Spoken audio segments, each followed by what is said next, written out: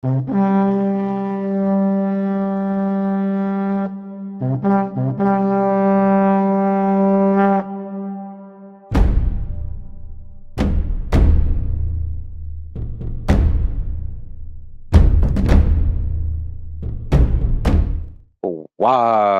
pura vida, mi gente. Thank you for tuning in once again. I appreciate you guys being here. We're going to get back into this book here. We got a great chapter, some good info to read here. This book again is Pocahontas People, the Powhatan Indians of Virginia through 4 centuries. This is by Helen Roundtree. Shout out to Helen Roundtree. If you like the book, go ahead and get it for the author. We have been reviewing a lot of the information of this book for educational purposes, fair use, commentary, critique, education, everything, community building. And we are reviewing chapter 8 of this book. And it says here, people who refuse to vanish. Okay? People who refuse to vanish. We're going to read about what happened. By 1830, the core people among the Powhatans had anglicized so much that they were no longer easily recognizable to outsiders as real, that is, pre-contact aborigines. So what do they mean by anglicized? They don't mean become white. They mean just adopting, wearing the clothes of the European, the ways, living in the government, citizen, all that, or living under their reservation or whatever, following their ways, not like aborigines, right? Very important. Aborigines, not Native American, aborigines. Ironically, this cultural convergence was not appreciated by the Europeans whose ancestors had desired it for so long. Okay? They wanted the land, they wanted everything that was yours. Now, they also wanted the Indians to assimilate, that is, to disappear. They wanted them to disappear, the whole culture. Get rid of the Indian. Anglo-Virginians seem never to have considered removing the Powhatans to Indian territory, probably because the Powhatan group's credibility as real Indians was too slight for an expensive removal to be considered worthwhile. Instead, Anglo-Virginians wanted the Powhatans to merge with the bottom, the non-white social strata in Virginia, collectively called persons of color. Okay, they wanted them to become persons of color. They wanted them to be treated and have the same status as they're saying the bottom social class, which are people of color. Color has no value. See, the term colored people, in parentheses, came into being later in the century and had a somewhat more restricted meaning than persons of color. Thus, the stage was set for conflict from 1830 onward. While Virginia Europeans emphatically wanted the Powhatans to assimilate with other persons of color, the Powhatans became even more anxious to separate themselves from any persons of color or anybody being labeled that, not that they weren't. So you guys got to understand the terminology. So remember, free whites include Moors, include Sephardic Jews, includes everything. A lot of dark black Europeans, free white. So we can't grab white and color and all that. We got to know who the people they're talking about are, like their genealogy specifically. And if we don't, we can't conjecture and generalize like they do in these books. Either way, they're telling you that American Indians are being reclassified, right? Especially with persons of color. So only thus could they escape the whites' increasing intolerance toward all people with real or presumed African ancestry. Presumed for sure. It's only because they're basing it off color. Okay? In this, the Powhatans resembled many Indians living in the Southeast. What happened to other Indians in the South? Same thing. Racial purity was becoming a crucial issue to Virginians of all colors. In this chapter, I examine first the status of the Powhatan groups in the 1830s and then the history of their struggle to remain unique. Throughout the chapter, I enclose in quotation marks the names of tribes not yet formally reorganized. The Nansemonds, in parentheses, in this period had a fully Anglo-American lifestyle, meaning, they dressed like Europeans and they, did a lot of things, but that means they were Anglo, right? Now they're not talking about color, okay?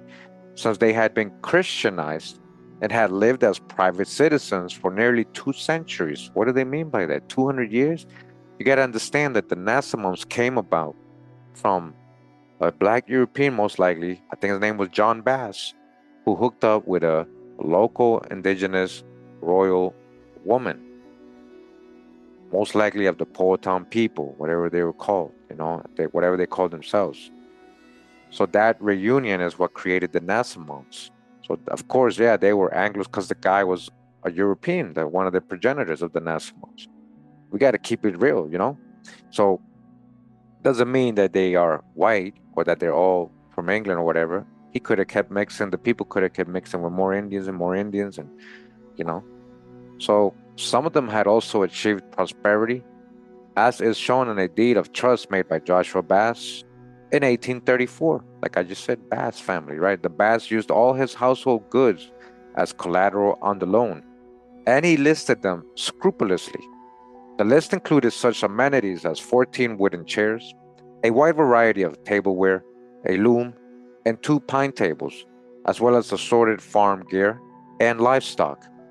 There is also good evidence of an Anglo-American lifestyle among the Pamunkeys, since some of them made deeds of trust, which were charred but not burned in the courthouse fire of 1885. There are 7 such deeds between 1835 and 1851. None of them list as many items as Joshua Bass did, either because the owners had fewer worldly goods or because they were not as deeply in debt. The Pamunkeys then owned horses, oxen, cattle, and pigs, as well as plows and trumbull carts. Hunting and fishing gear is less often mentioned, but the list included guns, a halcyon, a musk rat spear, and 2 canoes. Household furnishings included beds and furniture, example bedsteads, mattresses, and covers, iron pots, clocks, mirrors, a pine table, and a walnut table, 10 Windsor chairs, a spinning wheel, an oven, a bureau, a clothes press. One man also owned 200 acres of the reservation. All the Pamunkeys lived in log cabins and dressed like their neighbors during this period. The Pamunkeys' internal government is known to have continued to be an informal council, but documentation is lacking on tribal bylaws. The patriarchy and patrilineality of the Europeans had apparently been incorporated into Pamunkey culture. So, meaning they had matriarch before that, right? It says the tribal council consisted of all the adult men on the reservation until 1842, and surnames were passed from fathers to offspring. King William County taxed them on personal property such as mules in spite of their treaty status. And all these Pamunkeys and Indians from King William County all got reclassified as people of color. I'm going to show you guys that we have an actual bill making that law. Some, if not all, of the Pamunkeys attended Baptist services at Colusa Baptist Church, which had Indians, Europeans, and blacks, so-called, so whites and blacks. That's the Indians, whites, blacks. So who's who? Let me see the genealogy of all these people you're calling white and black. And his congregation until the Civil War ended. All the Pamunkeys spoke English, and the Indian language was dead among them. That's the hijack, really, among all of them? In the early 1840s, the Reverend E.A. Dalrymple was able to collect only 17 words from the 2 oldest women on the reservation, of which 1 word is Powhatan. 5 more may be approximations, and the rest are not Powhatan at all. However, in many subtle ways, such as non-European handling of space and time, the Pamunkeys probably remain more Indian than non-Indian. We may also infer that the men still preferred the traditional occupations of hunting and fishing, given their reluctance to use hunting and fishing gear as collateral on loans. Yeah. The Powhatans and the European Virginians probably meant widely divergent things when they spoke of Indians, in parentheses, in 1830. The Anglo-Virginian definition of ethnic groups was genetically based and rather vague about Indians. There was no legal definition of Indian, in parentheses, in Virginia until 1866. Before that time, there were merely Indian-descended people who were not mulattoes. That is, who had less than 1/4, supposedly, of so-called black or Negro ancestry. But remember, guys, Negro does not mean that person is from Africa or descendant from African, and the words African in these modern books, a lot of the times in the primary source, it don't say African, it says Negro.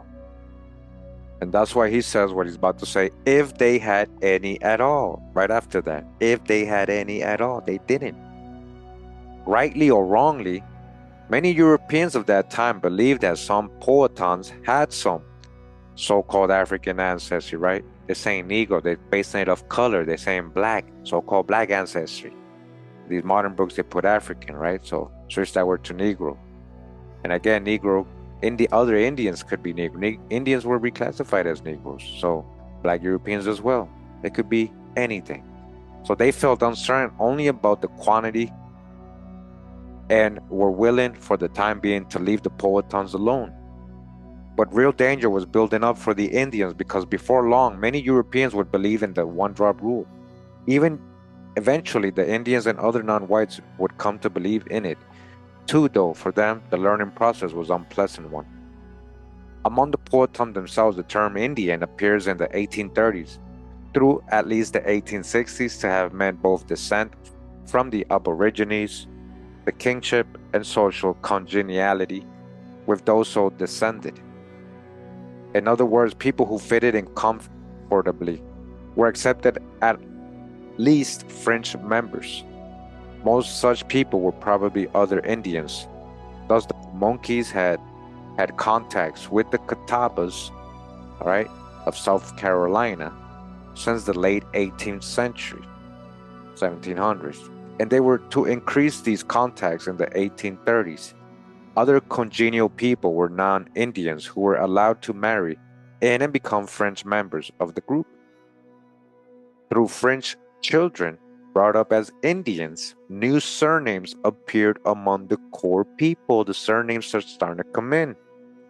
The surname Collins entered the Pamunkey reservation population in that way in the late 18th or early 19th century. Now they're saying French, they allowed some French people, a lot of these, they mean they married these people, right? Whatever they call them, French children. What do you mean French children? You mean their offspring, their children. Yeah, they became part of the tribe, right? If they were hooking up with, Europeans or black Europeans, whatever. Meanwhile, the plot of land now called the Mattaponi Reservation became permanently occupied by Pamunkey Indians and Frenchmen and their Indian wives. The Frenchman residence there is logical, given the Pamunkey's traditional reluctance to allow two men marrying into their tribe any political power on their main reservation. Eventually, this population at Mattaponi became a secondary core for the Pamunkeys through further marriages with reservation people, until the two groups formally split apart in 1894. Reservation Indians continued to label themselves Indians after 1830, whether or not their white neighbors accepted that identity. The possession of reservation remained the cornerstone of the view of themselves, their Indian descent with its tradition of formerly having owned all of Virginia, and their men's preference for and pride in living mainly by hunting and fishing must have added heavily to their sense of ethnic uniqueness. The anthropologist James Mooney also recorded in 1899 that the Pamunkeys had an oral tradition of the men having worn their straight hair down to their shoulders or longer in pre-Civil War times. It is impossible to establish whether that style was a carryover from longer 18th century hairstyles or whether it was the men's response to the whites' growing skepticism about their Indian ancestry in the 1830s. That's the hijack. The feelings of the non-reservation or citizen, in parentheses, Indian groups are harder to reconstruct. The groups with which we are concerned here, the more durable groups which were ancestral to the modern citizen Indian tribes, often lived in counties which lost their records. the Chickahominies of New Kent County. The courthouse burned.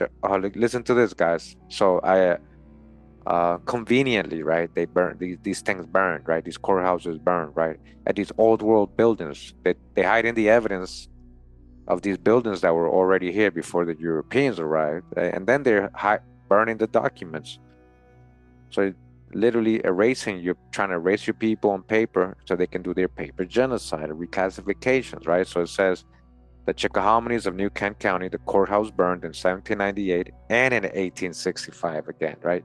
In Charles City County, some records, importantly the order books, burned in 1865.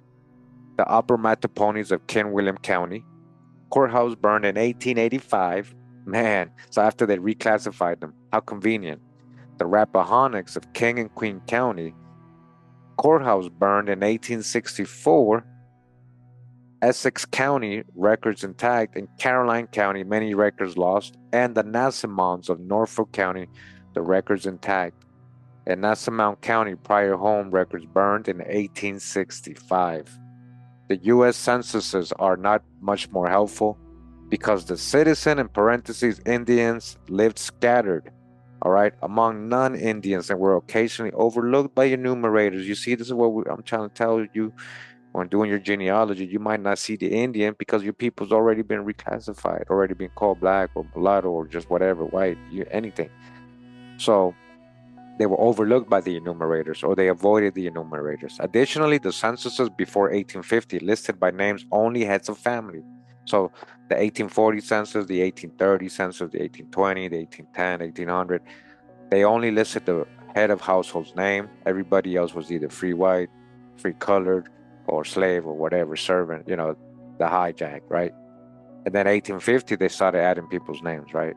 So additionally, the census before 1850 listed names only heads of family. All the Powhatan descendants received racial designations at the discretion. This is important. And based upon the personal opinions of the enumerators and county clerks, a practice that resulted in a wide variety of labels. Okay? You guys understand that? We're going to highlight that. This is when they're creating their hijacks. They're naming you, oh, he's mulatto. Oh, he's black. Oh, he's negro. Oh, he's white. They resulted in a wide variety of labels. If the descendants told enumerators they were Indians, the enumerators did not necessarily write it down for posterity, okay? Even when they told them, hey, man, nah, I'm an Indian, they didn't care. They just put black, they put negro, they put white, they put mulatto. However, among the non-reservation Powhatan groups of 1830, there apparently remained a tradition of Indian ancestry, though it seems to have been coupled with a reluctance to make public claims to be an Indian. Unsatisfactory as they are, the surviving pre-Civil War records give no instance of any ancestor of the modern citizen Powhatan groups either claiming to be or being labeled Indian or Indian ancestry. That's messed up. See, they burned the records and say, oh, too bad we don't got the records. With three exceptions, the Nansemonds made use of a law passed in 1833 to register as persons of mixed blood, not being Negro or mulatto, which the county clerk recorded as of Indian descent, and a Rappahannock ancestress was designated of Indian extraction when her son by her supposed white husband got married. Additionally, one Chickahominy ancestress and the sisters of another ancestor are described on their certificates of free birth as though they had an Indian appearance. As they had an Indian appearance. Most of the descendants of these ancestors were part of the core people who eventually reorganized the citizen tribes in the early 20th century. Typical of the ethnic groups everywhere, each core group reservated or citizen had its fringe families who married both into the groups and outside it. The Indian white sweat family or Indian black European sweat family, or could be right, has already been mentioned. Another such family in King Williams County was the Winds. One or more of the so-called white children of Gloucester and Sarah Wynne married Pamunkeys in the early 19th century. And by mid-century, the last male of the name Ferdinand Wynne Sr. had moved to New Kent County and joined the intertribal fringe there. Some of his descendants are Chickahominies today. Huh. The New Kent County fringe is the most easily documentable one because at times it was almost an ethnic group in its own right. Records on it are available beginning with the 1840 U.S. Census. However, it may have gone back much further. When the anthropologist Albert Gatschet visited the Pamunkey Reservation in the 1890s, he was told about some Cumberland Indians who had lived across the river, example in New Kent County, and had occasionally been hostile, about 100 years ago or more. The Pamunkeys of 1890 said the group was gone. However, the surviving records of Charles City, New Kent, and King William County show that in the second half, and therefore presumably also in the first half of the 19th century, there were French people in New Kent who married both Chickahominies and Pamunkeys. They're marrying into, right? It's getting your surnames. A lot of these could be Black Europeans. Some of the New Kent French people were Pamunkeys who had left the reservation either temporarily or permanently. Sweats, Langstons, Sampsons, and Wins, the last name of whom kept a Pamunkey identity into the second generation before becoming Chickahominy. Others appear to have been Charles City people who went to Pamunkey and then moved back to New Kent. Mileses and Collinses, Howells. Still others were Holmeses or Holmes, who may have been one family and who in those days appeared among the Upper Mattaponis, the Pamunkeys, and the Chickahominies.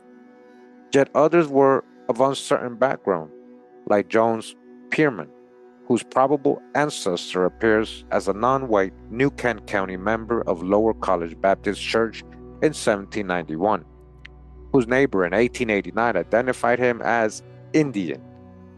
It answers to James Mooney's questionnaire of 1889, and whose daughters married other French people in New Kent County around 1900. After the Civil War, any French people in New Kent who married non-Indians usually married colored people, and their descendants remained outside the Indian communities thereafter. So who are these colored people, though? Are you saying they might not be Indians too?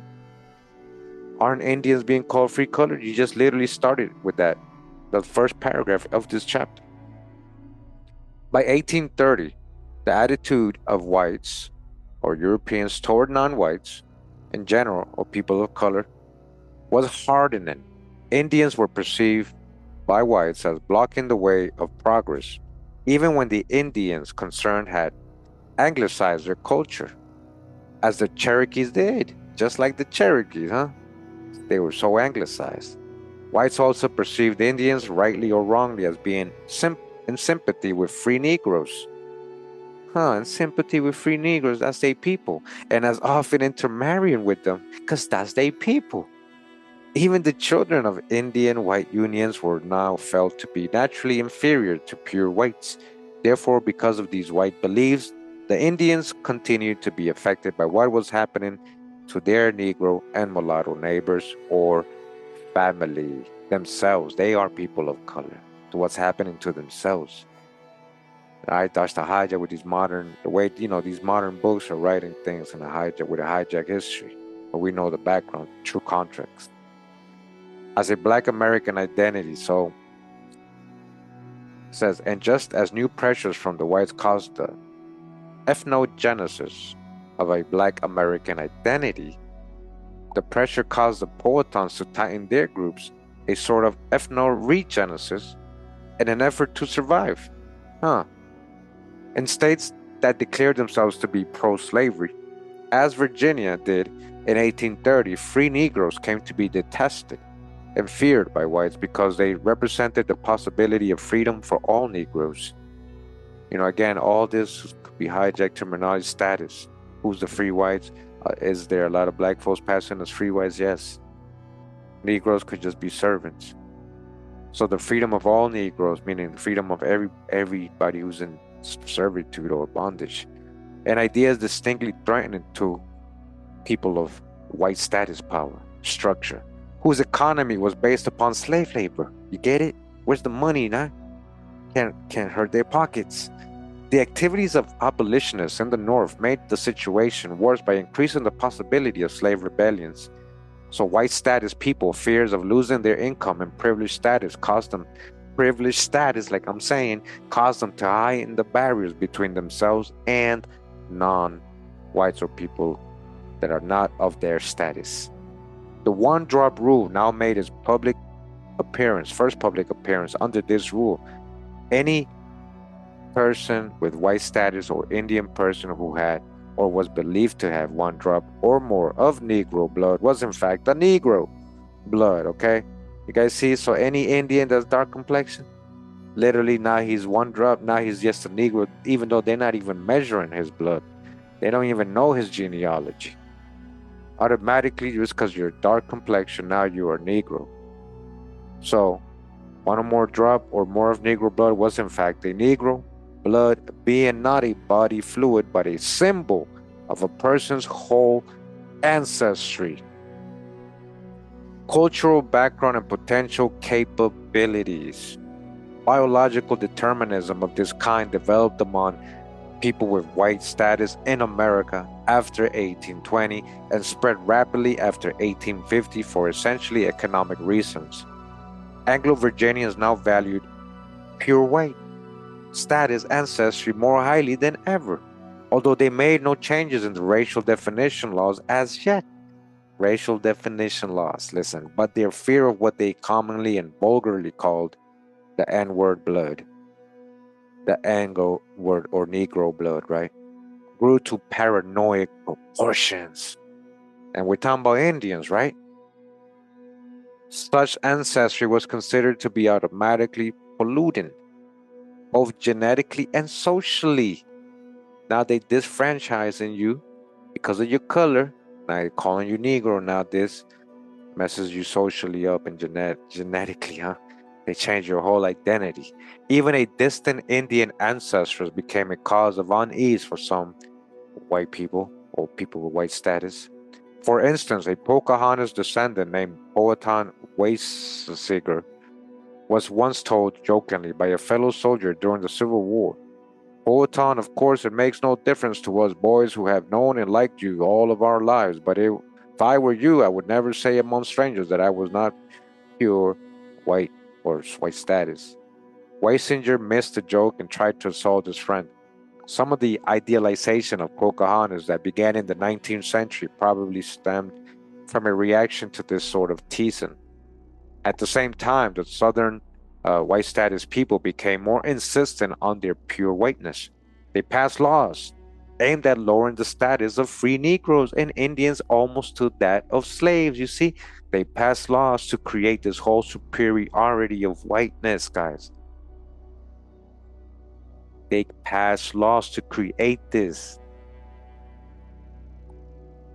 And they disfranchised so-called free Negroes and Indians together. This is the same people. Virginia was only one of several states to act thus. In April 1831, Virginia passed a law stating that free Negroes and mulattoes who remained illegally in the state, example, after being freed by their masters, were to be sold. It was also made illegal to teach slaves or free Negroes or mulattoes to read. So you guys hear that hijack? So you're freed in your own home, in your own town, where you grew up and everything. You can't even stay there? And what do you mean freed by his slave master? You mean his indenture was over? After 15, 7 years, 20 years, he was been there since a child because he's an Indian, or he's a European indentured servant, descendant of a European, you mean the contract was over. We got to tell this correctly. But you see the hijack, they wouldn't even let him stay there. That's how they take the land, right? Let's get rid of you. So they'll say, hey, we're going to sell you if you're going to stay here. And then also you can't learn how to read, so you don't know the laws. The Nat Turner slave insurrection occurred the following August, after which the General Assembly hastened to pass more repressive legislation. Some counties, such as Northampton on the eastern shore, petitioned for and got permission to raise county levies to send free Negro residents out of Virginia. in the spring of 1832, it became illegal for any non-white status person to preach at a meeting, even if he were an ordained minister. So non-white status people could attend meetings only if those meetings were conducted by white status people. No freed non-whites were to buy slaves unless the slaves were either their spouses or their children. The slaves were their children, This is what I've been trying to tell you. Who's the slaves? The children, The wives and the children, No non-whites were to have firearms or ammunition, and they were not to distribute liquor within 1 mile of any public assembly. Assaulting a white status person with intent to kill became a capital offense for a non-white status person. Any person with white status or otherwise responsible for writing or printing a call for insurrection by non-whites was to be prosecuted. Any riots, routs, unlawful assemblies, trespasses, and seditions by non-white status people were to be punished as though the perpetrators were slaves. Just like slaves, listen. Any person receiving stolen goods from a non-white status person was to be prosecuted as though he were the thief himself. And free non-whites were now denied jury trials. They were to be tried by justices of Oyer and Terminer as slaves were, okay? This is how they disfranchise people. Since 1802, free non-whites had been required to carry certificates of free birth or manumission issued by their counties.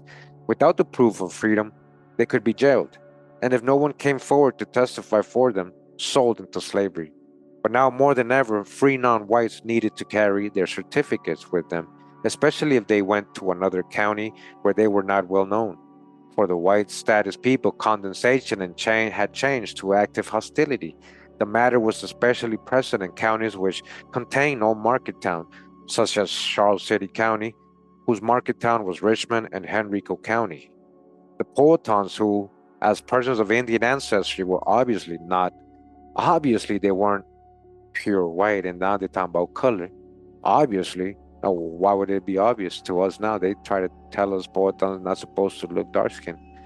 But I guess it was obvious back then because they were people of color, right? They were subjected to these laws everywhere except within the boundaries of the reservations. Outside of their reservation, the Powhatan, what happened? They got classed as Negroes, so-called black, period. People of color, period. And they got disfranchised. Under the circumstances, they had to defend themselves as best they could. Thus, the ancestors of the Chickahominies appear in the Charles City County Order and minute books, receiving certificates of free birth. The Nansemonds, on the other hand, objected successfully to being added to the Free Negro Register. Probably at their instigation, the delegate from Norfolk County introduced a bill which was passed in early 1833, whereby people with English and Indian ancestry could be certified as persons of mixed blood, not being free Negroes or mulattoes. Many Nansemonds got certificates over the next 2 decades. Members of other enclaves registered merely as freeborn people and lay low, man. Now they're hiding. They don't want to be classed. They don't want to be a crayon color. They don't want to be hunted, man. All kinds of stuff. If it was difficult to be a non-reservation Powhatan in those times, it was also a bad time to be a reservation Indian. Some reservation people began carrying certificates of freedom. One such certificate survives. It was issued by the tribal trustees and stated that the bearer was born free and was a Pamunkey Indian. So people had to walk around with this. This is crazy, right? The bearer, Cooper Langston, later lived among the New Camp French, so he may have wanted a certificate in order safely to transact business that he already had there. But above all, the Pamunkeys and Mattaponis were in an exposed position on their reservations, and the direct threats that Anglo-Virginians made specifically to Indians were all aimed at them. So the fact that people have to carry around birth certificates and freedom papers, and we're not talking about African slaves, we're talking about American Indians. The fact they had to do it, it means that it was happening a lot. It was happening, meaning they were getting kidnapped. They were being sent as slaves. How many Indians got reclassified as Negroes and Black and Africans? You see, this is what we're trying to show you guys here. This is what we're trying to, teach over here. You guys have a real context, of real history. It says the people with white status who wanted to abrogate Indian treaty rights were mainly rural people who knew few Indians. The state government was perfectly willing to honor the 1677 treaty, as long as there were genuine Indians who wanted to remain tribal, although it may not have looked that way to the beleaguered reservation people. The extent of that sympathy was unknown to them for some time because the first real test case involved a Nottoway, not a Powhatan-descended. In 1837, Parsons Turner had received and already sold part of his share of Nottoway tribal lands in Southampton County when he was tried in a court of Oyer and Turner for felonious cutting. He was convicted and sent to prison, all right? The Turner, right, guys? This is the same family. This is probably an ancestor. I probably went over this in my Nottoway Indian, Nat Turner video, showing how he was related to the Nottoways. He is a descendant of, through the Turners. He is the Turners, the same Turner family they're talking about right now. Nat Turner and Parsons Turner probably related. Okay, so look, his relative got sent to prison. This is another way they take your land, disfranchise you, right? So it says the next year he wrote to the governor, asking for a pardon on the grounds that his tribal rights had been violated in the way he had been tried. As an Indian under treaty status, he should have received justice as though he were, had the white status, just like a person with white status. That is a jury trial. The governor granted him a pardon, and Turner returned to his people, got the rest of his land, immediately sold it, and disappeared from the records. Wow, you see what he did? He was just like, you know what? Before they do this to me again, I'm out. I'm gonna sell this. I'm out. Wow. What about your people, though? What about the land now? Damn. So now he disappeared from the records. Now, if the governor of pro-slavery Virginia was willing to uphold the Indian rights of an apparent wastrel like Turner, then it was unlikely that he would allow the Pamunkeys to be deprived of their treaty status. However, the Pamunkeys did not know that in 1836, when the first overt threat to them was made, in that year the Pamunkeys heard a rumor that local white status people would petition the General Assembly to sell the reservation. The cause being that white status people resentment of non-Pamunkeys living on land set aside for Indians. The Pamunkeys promptly wrote the governor and asked for his advice. There were indeed several kinds of non-Pamunkeys on the reservation.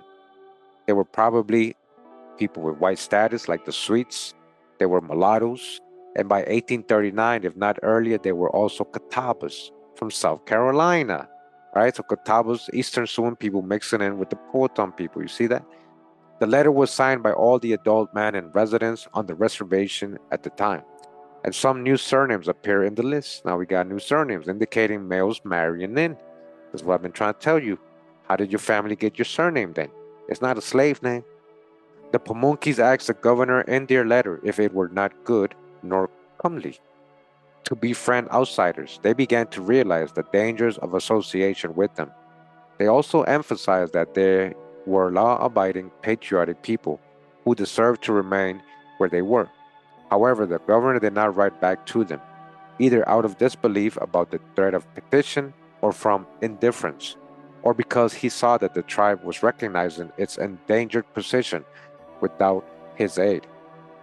The Pamunkeys had indeed already taken steps to remedy their problems with outmarriage and inbreeding. They had maintained contacts with the Catawbas since the late 18th century, and by 1839, and possibly before 1836, they invited some of them to move in. All right, again, Pamunkeys and Catawbas coming together, right?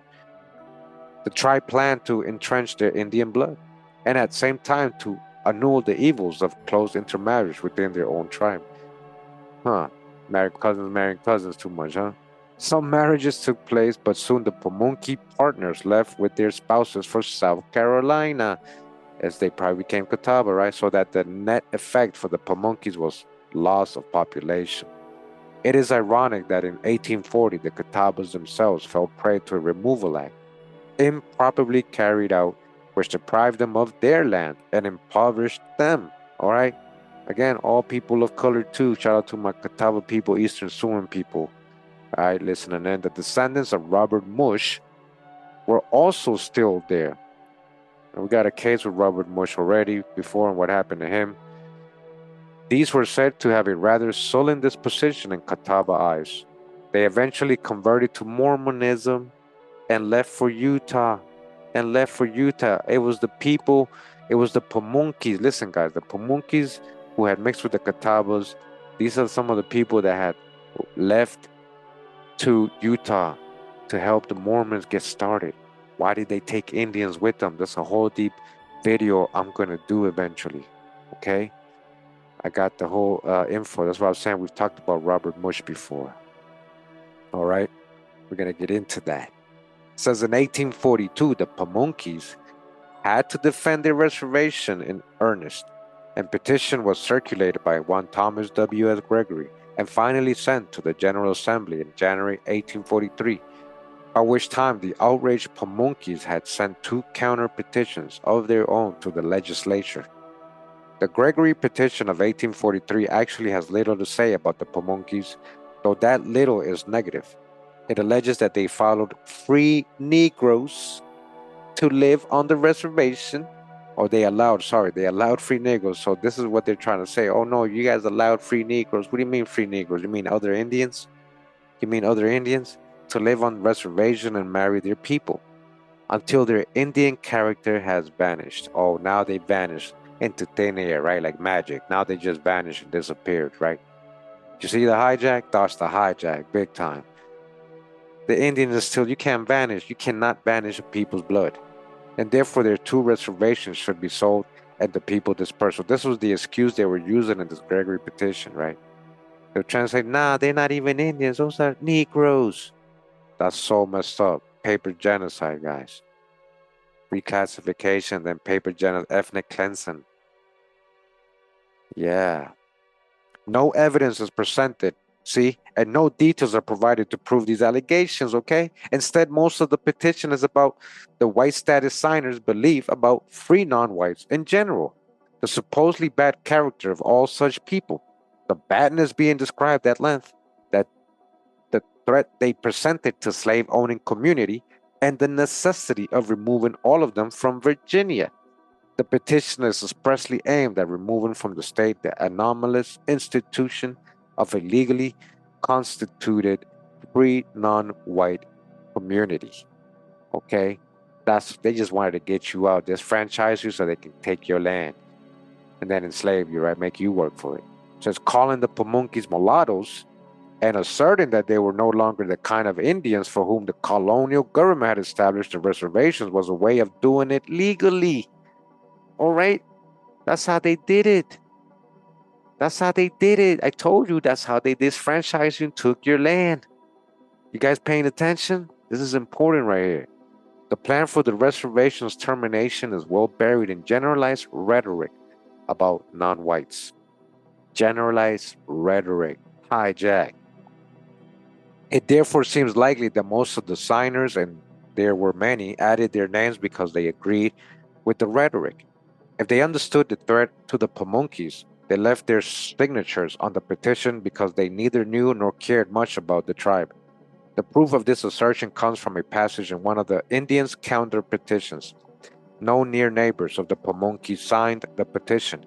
Even more significantly, some more distant neighbors initially signed and then, after they found out Gregory's design, had their names taken off. You see, after they found out what they were trying to do to them, Gregory and his white status neighbors wanted to see all free non-whites expelled from Virginia. Listen, they want to get rid of all people, not just of color, or people in status that is not white, expelled from Virginia. Listen, and hitting out at the Pamunkeys, they were in effect swatting at one of several flies in the kitchen.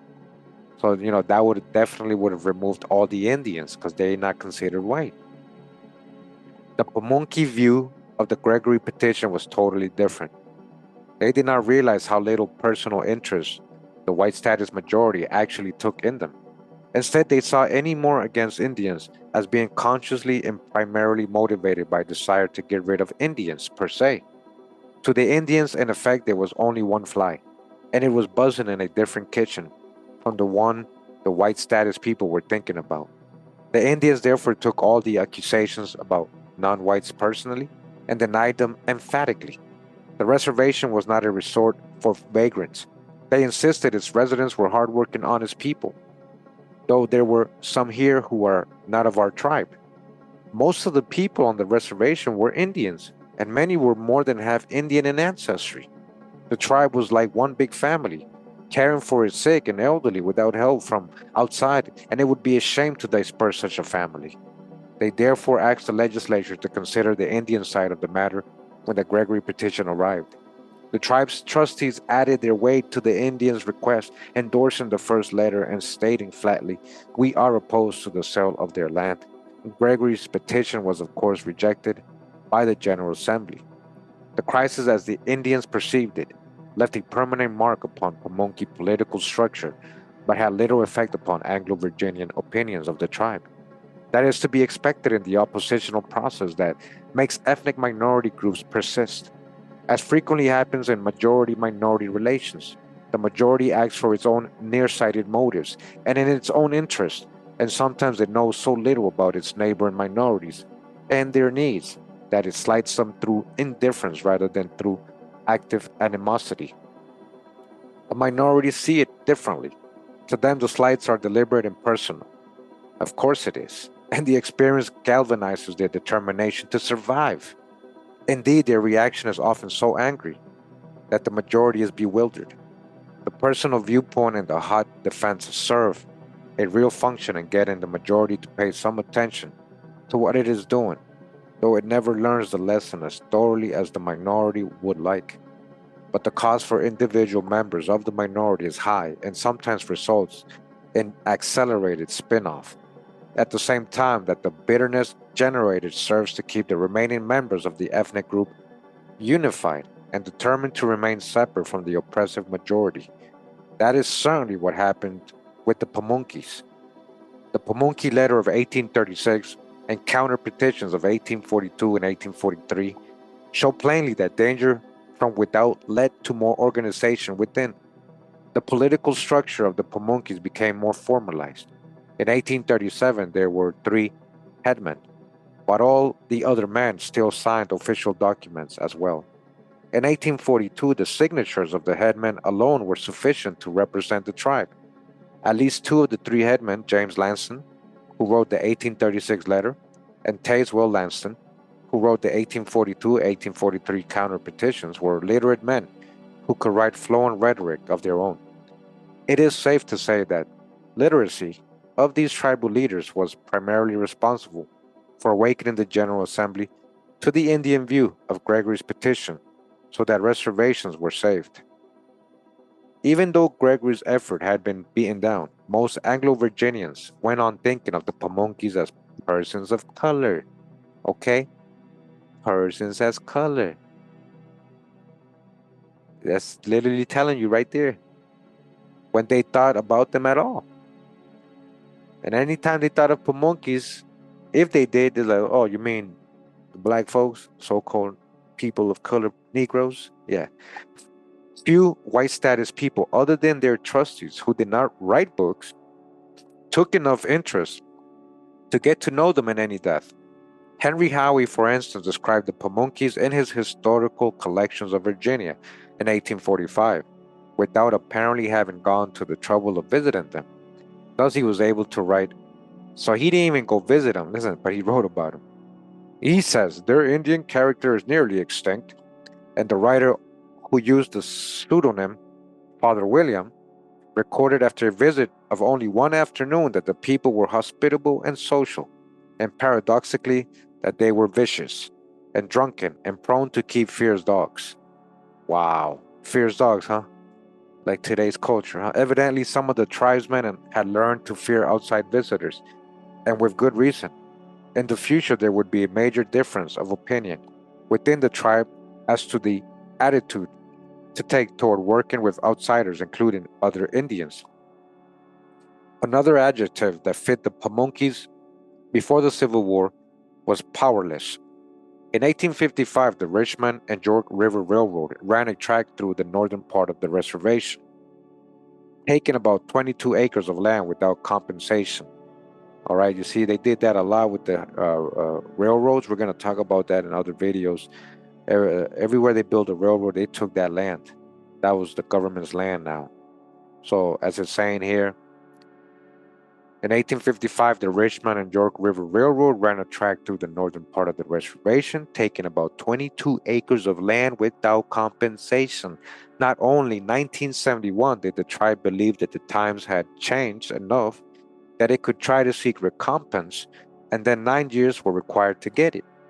Conditions for all non-whites worsened as the Civil War drew closer, and white status people's fears for their own social system escalated.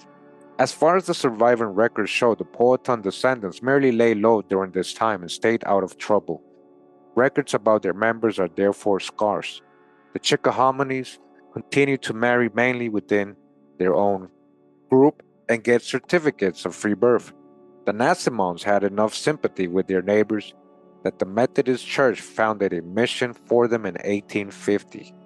However, the Pamunkeys, with their Indian privilege of bearing arms, found themselves under suspicion no matter how they behaved.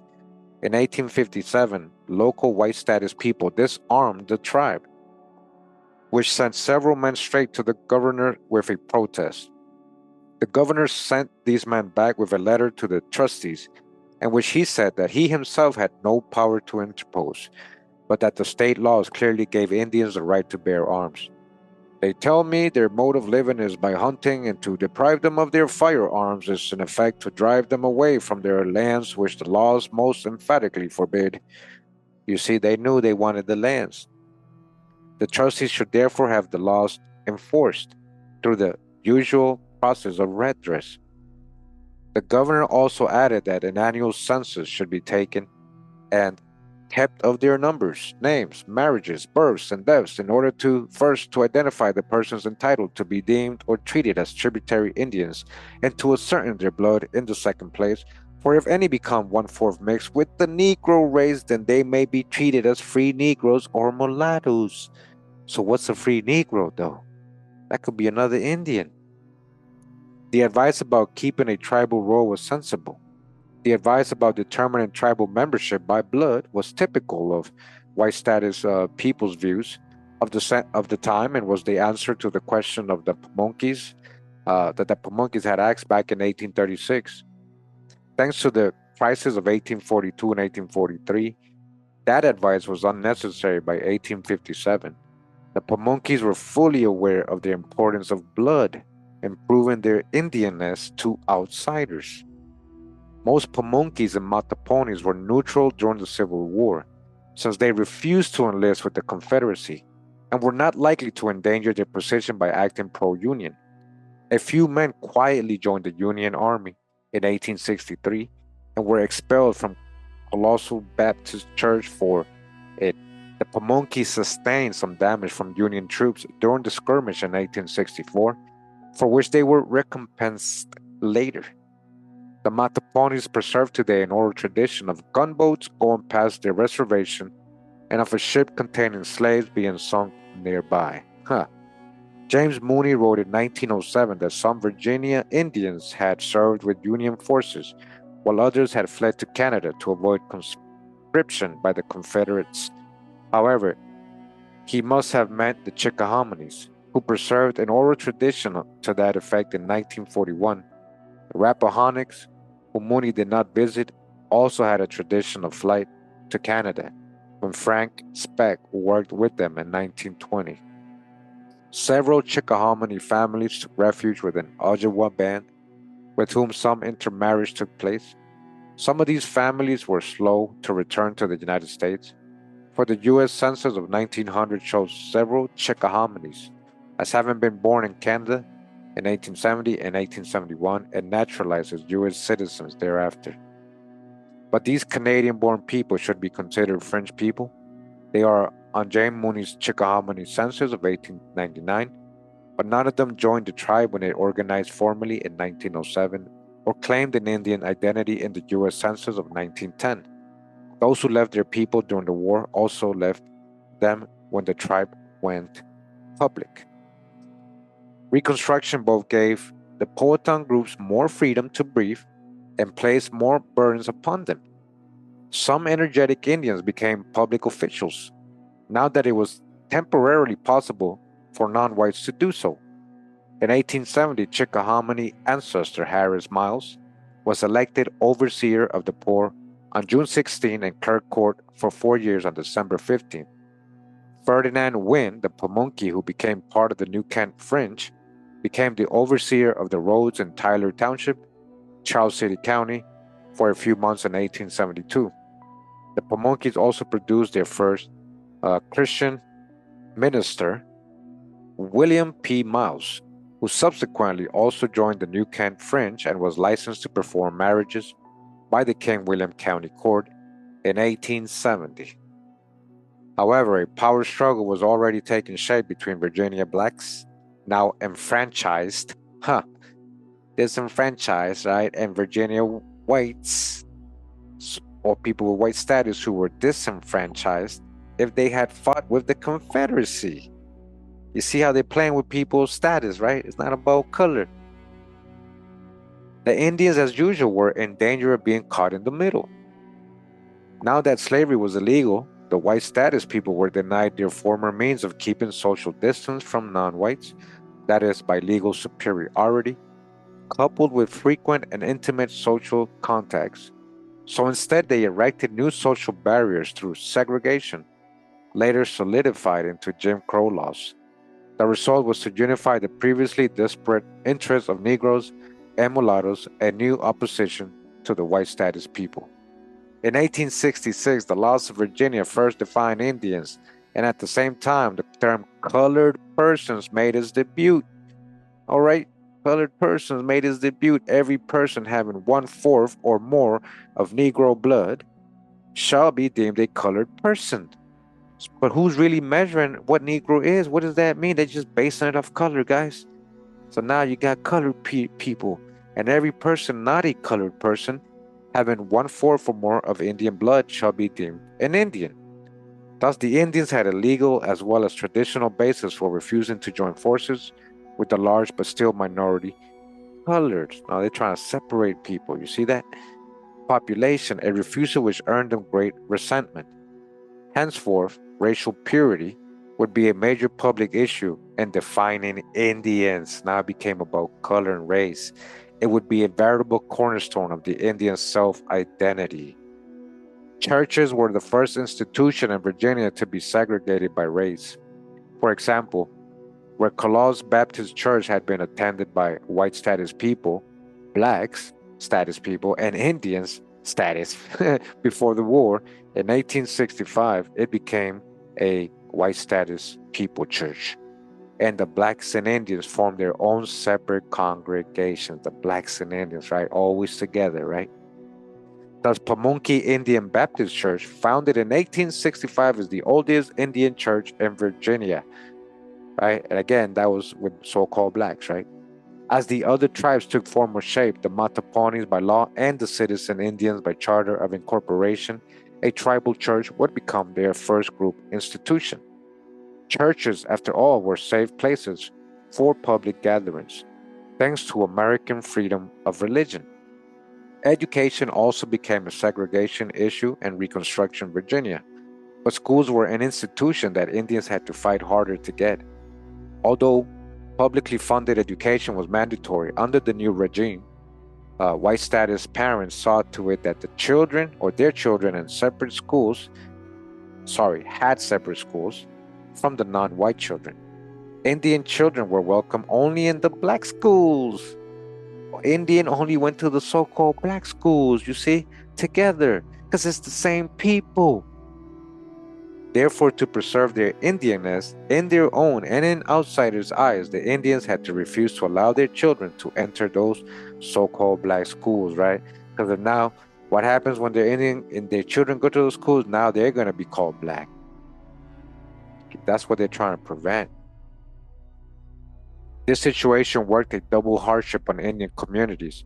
First, they had to find ways to educate their children separately, an expensive proposition because county school boards composed of people who thought of real Indians as full-blooded savages were unwilling to create a third set of schools for Indians who did not appear sufficiently different from other citizens, from so-called blacks, from free Negroes, from people of color.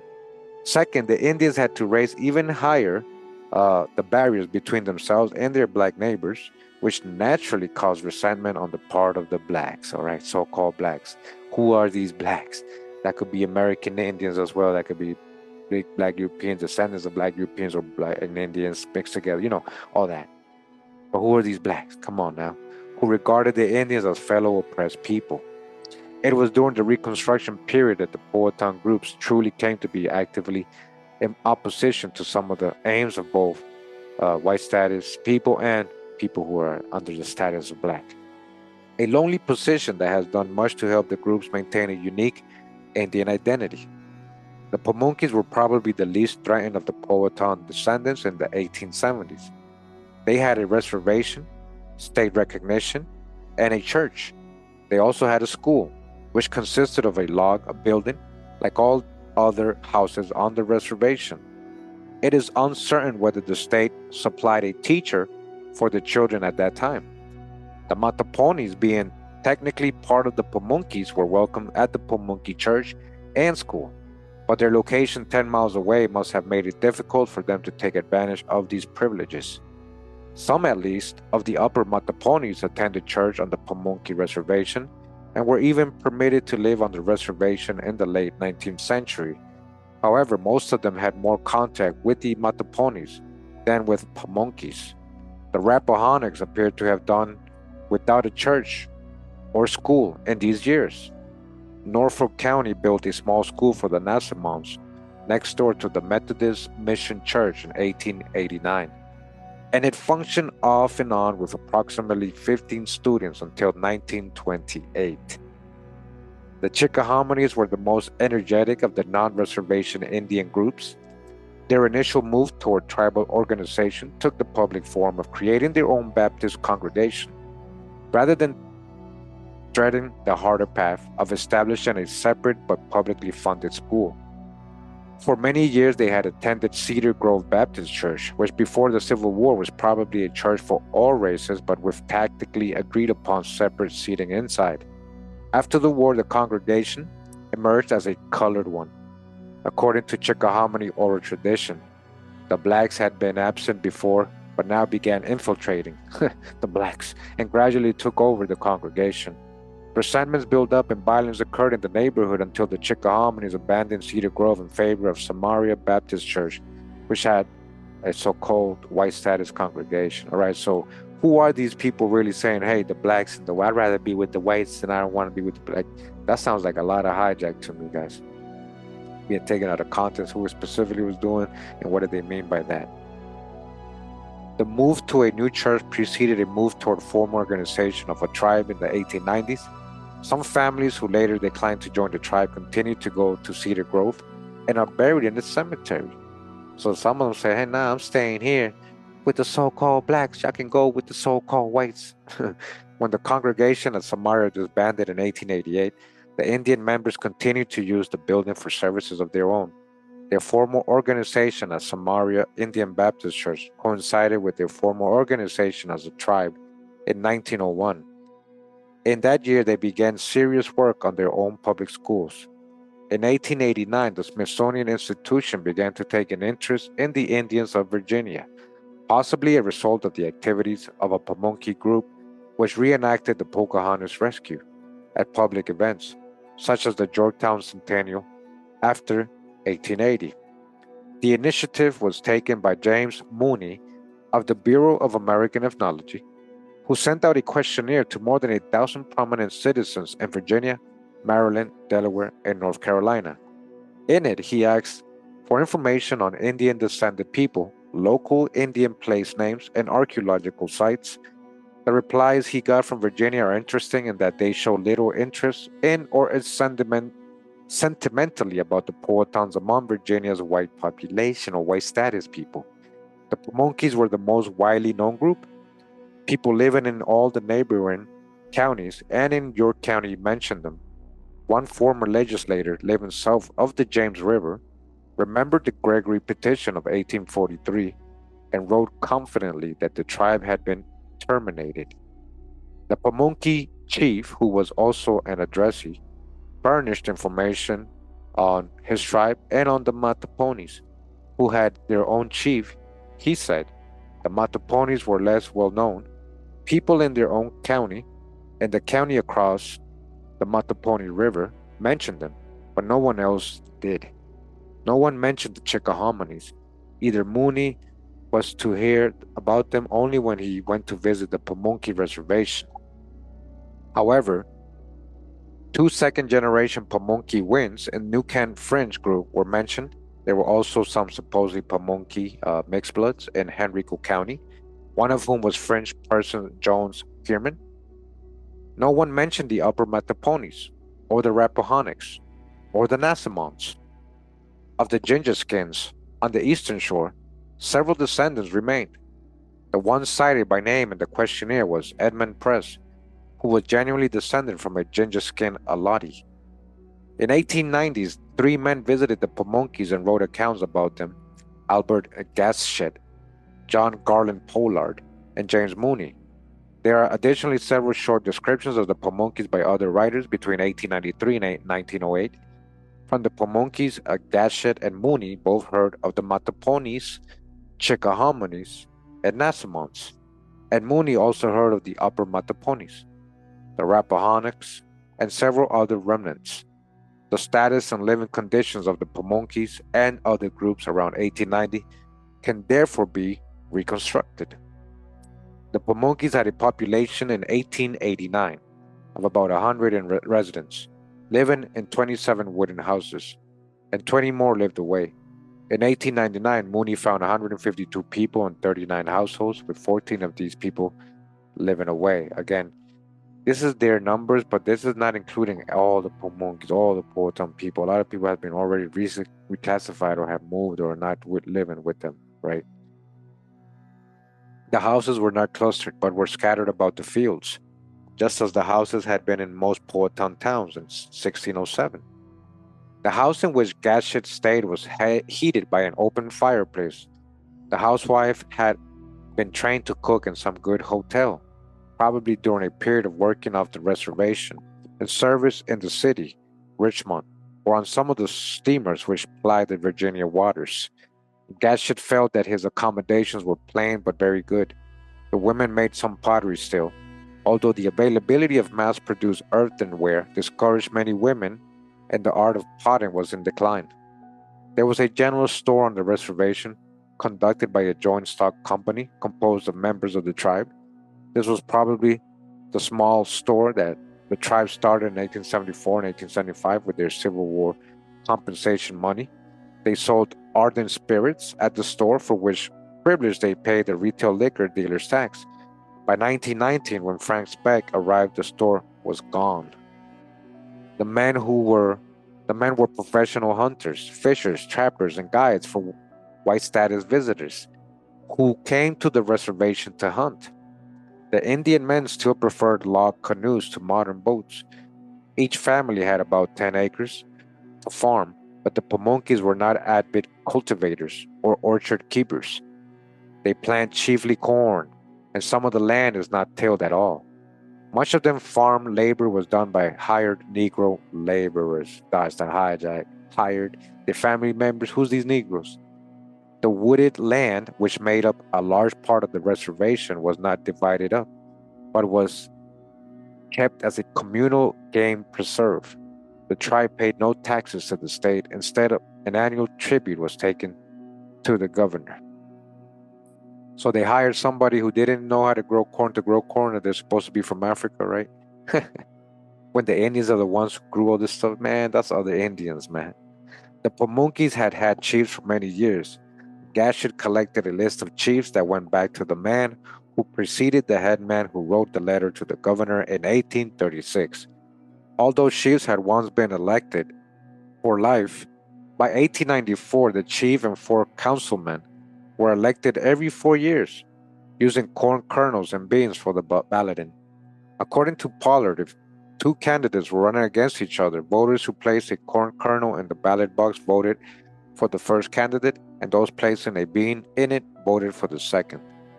There were also 5 white trustees appointed by the state rather than by the Indians, who had the power to approve or oppose new tribal laws. All right, pretty crazy, right? That thought voting with a corn kernel and a bean.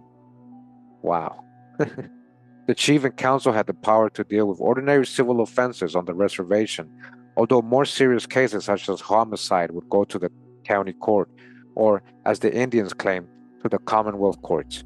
Off reservation cases were extremely rare, although later a divorce case did go to the county court. The Pamunkey Reservation's laws as 1887 are quoted in total by Pollard. At the top of the list are laws affecting the preservation of an Indian population on the reservation.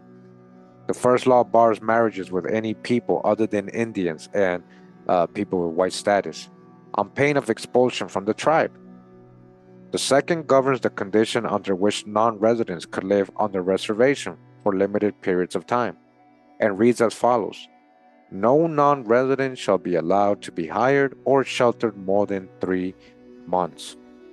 And if any person are known to hire or shelter any such persons, they shall pay 50 cents per day for every day over the above mentioned time.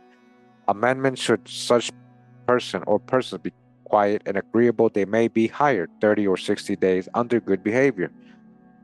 In recent decades, the Pamunkeys have claimed always to have had another preventative law, which prohibits their women, but not their men, from bringing white status spouses to code or to live on the reservation. No such construction could be based upon the Code of 1887 or upon the current tribal bylaws. The modern custom is just that, a custom.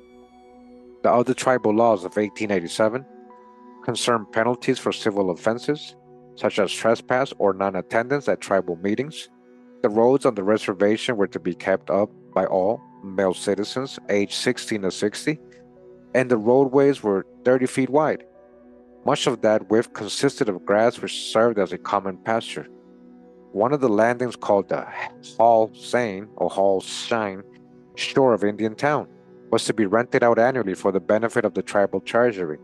People such as newlyweds who wanted to build houses on the reservation had to claim and receive a plot of land and then build on it within 18 months. And male claimants of age 18 and over were to get no land unless their annual dues to the tribe were paid up. The Pamunkeys had a law, and some were very strong feelings about association with blacks, reinforced by possession of their own Baptist church and a state-supported school on the reservation. Pollard phrased it this way. He says, no one who visits the Pamunkey could fail to notice their race pride. Though they would probably acknowledge the white status people as their equals, they consider the blacks far beneath their social level. Their feelings were shown publicly when a colored teacher was sent to teach in their school by the state. They refused to accept her and sent her back to Richmond. Wow. We got to see this case. I got to read these sources. I don't know who they talk about specifically. Who are these Pamunkeys that are refusing people of color? If they're Pamunkeys are also people of color, it makes no sense to me. Right? But anyway, let's just keep reading. They sent her back to Richmond. Since most of the people on the reservation were closely related, the tribe had recently been attempting to induce some North Carolina Cherokees to settle among them. However, even without the Cherokees, the Pamunkeys still looked very Indian. Datchett, Pollard, and Mooney all agreed upon that point. Datchett felt that the women looked more Indian than the men. Pollard estimated the Indian blood quantum to be from 1/5 to 3/4. And Mooney wrote, so they're estimating by looks, listen. And Mooney wrote, I was surprised to find them so Indian. The Indian blood being probably nearly 3/4 of the rest white, so-called whites, with a strain of negro. They just talking about the color. Whoever was meant by that strain of negro is gone today. You see? You see? What? It's gone today? Wow. The Indian language was long since dead. Gatchett heard that Roddy Arnold, Dalrymple's informant, and Cooper Langston had been the last speakers. From what we have seen at Dalrymple's word list, the language was actually dead even before their time. Some Indian dances and an old Pamunkey dance song were still performed, but Gatchett and Mooney's description of them are so poor to be meaningless. The Mattaponis in the 1890s had a population of 35 to 47 who were governed by a chief even before official separation from the Pamunkeys. So again, this is way after everybody's being reclassified. That's not all the Mattaponis, you know. They were in constant communication with the Pamunkeys, with whom they shared a church and school, but little else was recorded about them.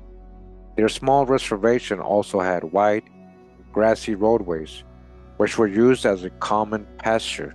In at least two places, there were gates across the roads which controlled the cattle and horses using the pasture. Both Gatchett and Mooney heard about the Chickahominies from the Pamunkeys.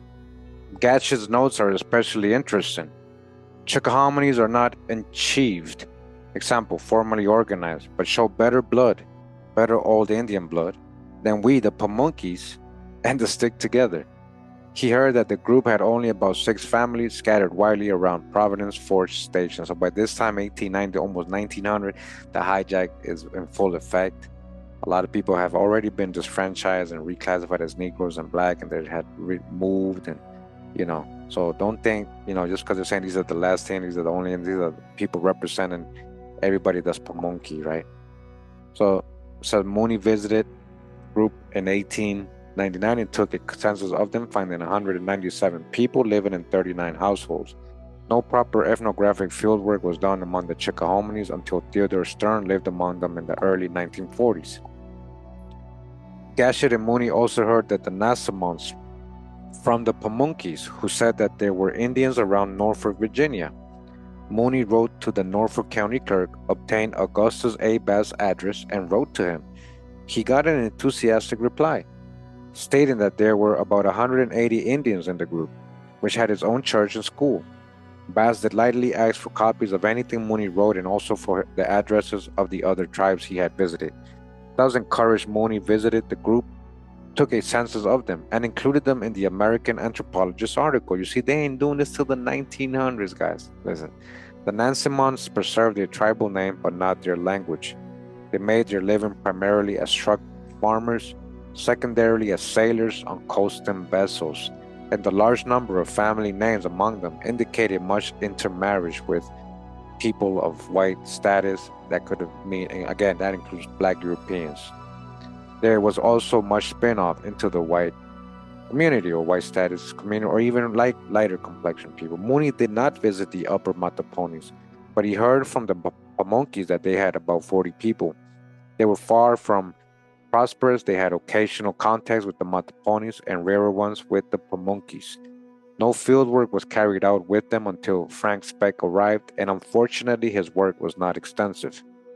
Mooney heard of the Rappahannocks, presumably from the Pamunkeys, and noted that they are said to show as much of Indian blood as the Pamunkey, and are represented as fairly prosperous and intelligent. They are probably the descendants of the old Nantan-Takun tribe. You guys hear that? Known later with others under the name of Portobaco.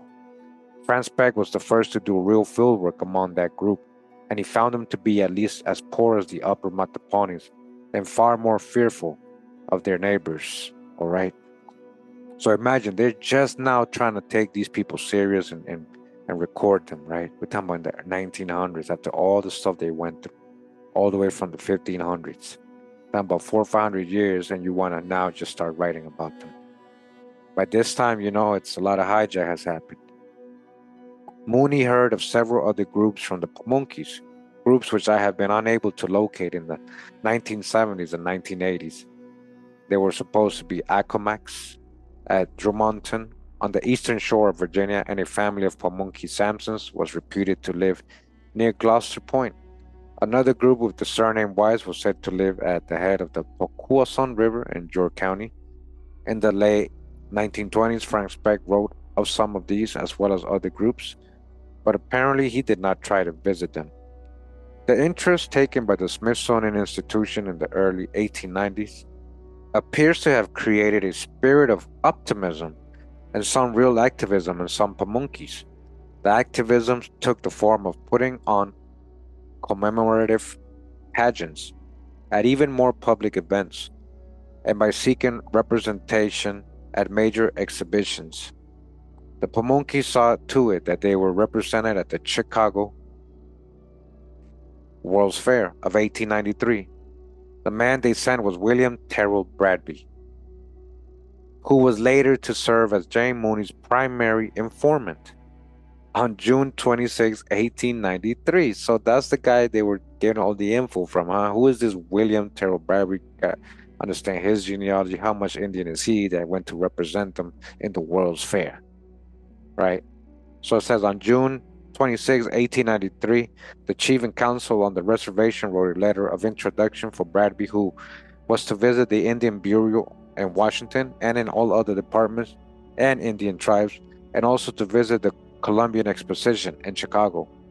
Bradby acquired a letter of introduction to the World's Fair Tribal Authority from the governor of Virginia on July 6 and proceeded to Washington. There he met Otis Tufton Mason of the U.S. National Museum and presented him with several Pamunkey artifacts for the museum's collection.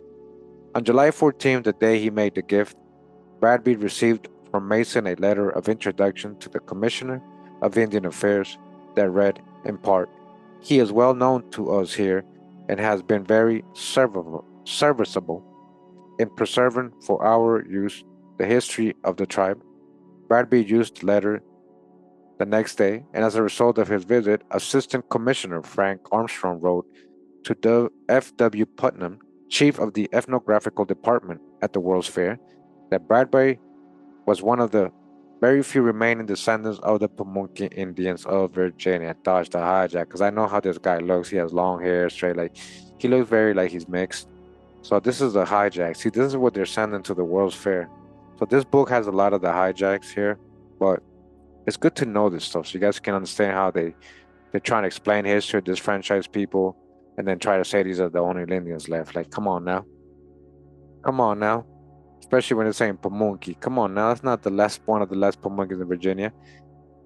And had therefore been given a ticket to Chicago, Putnam appointed Bradby honorary assistant in the Department of Ethnology of the World's Columbian Exposition. And as such, Bradby represented his people at the fair. Wow. See, he didn't look like... Now, he was a bit swarthy, but he had a weird look to him. He didn't look like most free people of color or people of color look, what people would picture as free people of color. So I guess that was the image they wanted to portray, and they sent him. It says Terrell Bradby's later efforts to represent his people were less successful. In 1898, he wrote to the Commissioner of Indian Affairs asking for help in attending the Omaha Exposition as a Pamunkey delegate. His request apparently reached the office after the exposition had closed. In July 1899, he wrote to the governor of Virginia asking that the Pamunkeys be represented at the Paris exhibition. The governor replied that Virginia had no authority to send a delegation to that exhibition, and the plan came to naught. The Pamunkeys also sought publicly for their reservation in the 1890s. By embarking upon a road their descendants had trodden ever since, they chose certain occasions on which to dress in Indian style in public. A photograph survives of the Pamunkey participants on such an occasion. The Indian style the group chose was not the Aboriginal Powhatan one. Listen, they're dressing like Indians, but not dressing like the Powhatans dress. See? This is what a lot of people criticize, like why they all got feather headdresses and all, A photograph survives, right, again, with them. The Indian style the group chose was not Aboriginal Powhatan one. Had they dressed authentically in the Victorian late 19th century, they would have been arrested for indecent exposure. You see, instead they wore more modest trousers, shirts, and dresses, made of buckskin with fringes and adorned with beads. The headdresses worn by most of the men were fabric coronets with wild turkey feathers taken straight up. The one exception is a headdress that seems to be a stuffed turkey, and the wearer holds a shield made of wild turkey feathers. The people in the picture were dressed for a performance for which an advertisement still exists. In 1898, the Pamunkeys had a traveling troupe which put on a green corn dance, Pamunkey Indian marriage, snake dance, war dance, and the capture of Captain John Smith and the saving of his life by Pocahontas. All right, now they're entertaining the so-called whites. The Pamunkeys and the Mattaponis remained officially a single tribe until 1894. However, the Mattaponis were growing apart from the Pamunkeys, small group though they had had a somewhat different population from the Pamunkeys for many years, although the people were probably just as Indian. The Mattaponis had apparently had informal leaders long before the official split from Pamunkeys in 1894. When Gatchett visited the Pamunkeys in 1889, he heard that the Mattaponi headman was John B. Almond.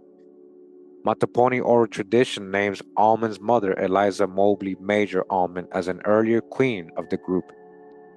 10 miles on bad roads and a long distance, and the Indians of King William County had only one school and one church at Pamunkey. It would be natural for the people on the Mattaponi reservation to want to direct their own affairs, particularly if they did not agree with the activism that the Pamunkeys began to show in the 1890s. There also may have been some hard feelings over the fact that neither Gatchett nor Pollard visited the Mattaponi reservation. If a dispute already existed between the two reservations, it is possible that the Pamunkeys discouraged their visitors from proceeding to the Mattaponi, causing further enmity. In any case, the separation of Mattaponi political affairs from those of the Pamunkeys seems to have been triggered by dispute of some sort, judging by the text of the law that created the Mattaponi tribe. In March 1894, the General Assembly of Virginia passed a law appointing white status trustees for the Mattaponi Indian tribe, formerly known as a branch of the Pamunkey Indian tribe. These trustees were to function for the Mattaponis in the same way that trustees did for the Pamunkeys. However, a significant proportion of the law is devoted to dealings with unwanted people. Upon a vote of the majority of the trustees, chief and members of the tribe above 21 years of age, to expel from their reservation, listen, any person who had no right upon said reservation or any member of the tribe who shall be guilty of any unlawful offense, the offender having the right of appeal to the county court. 2 years later, this law was amended. Slightly, there had been specifically to be majority of the tribe, as well as a majority of the trustees. Thus, the Mattaponis and the Pamunkeys separated. The Mattaponis apparently created bylaws for themselves based upon the ones at Pamunkey, since those at Pamunkey were in turn based upon usages in Anglo-Virginian society, and since Anglo-Virginian society of the time, women did not have the vote. Then the women of both Pamunkey and Mattaponi also lacked the vote. As the white status people regained political power in Virginia in the late 19th century, they drew still farther apart from the black community and took steps to ensure that the population did not threaten their privileged status again. All right, they're trying to stay away from that stigma of being black, not of black people of color, because they are people of color. But guys, when you really start looking into who most of these people really are and what they really look like, right? It's not who they are trying to make us think they look like. At the turn of the century, they began putting their opinions into law into the form of Jim Crow legislation. All public facilities and public records were to be separated into two categories, white and colored, which meant black in the minds of whites, all right? In 1910, the first step was taken to tighten up the definition of the supposed white race, right? 1900s, guys. Anyone with 116 or more Negro ancestry was a colored person. So who's determining that, you see? It could not be either a white person or an Indian. Now you can't even be white anymore. The Powhatan-descendants were caught in the middle once more. By pushing the blacks farther away from themselves, the whites had also made it much more difficult for Indians to prove their Indianness. Now there were several steps that had to be followed to gain credibility. The Powhatans had to protest loudly that they had no Negro ancestry at all. Dodge the hijack. What does that mean? Again, what is Negro? When authoritative rulings that they could use non-Negro facilities, difficult because those facilities were specifically for whites. or people with white status, and then and only then assert that they were biologically descended from the Virginia Aborigines. Aborigines, right? Not Native Americans, Aborigines.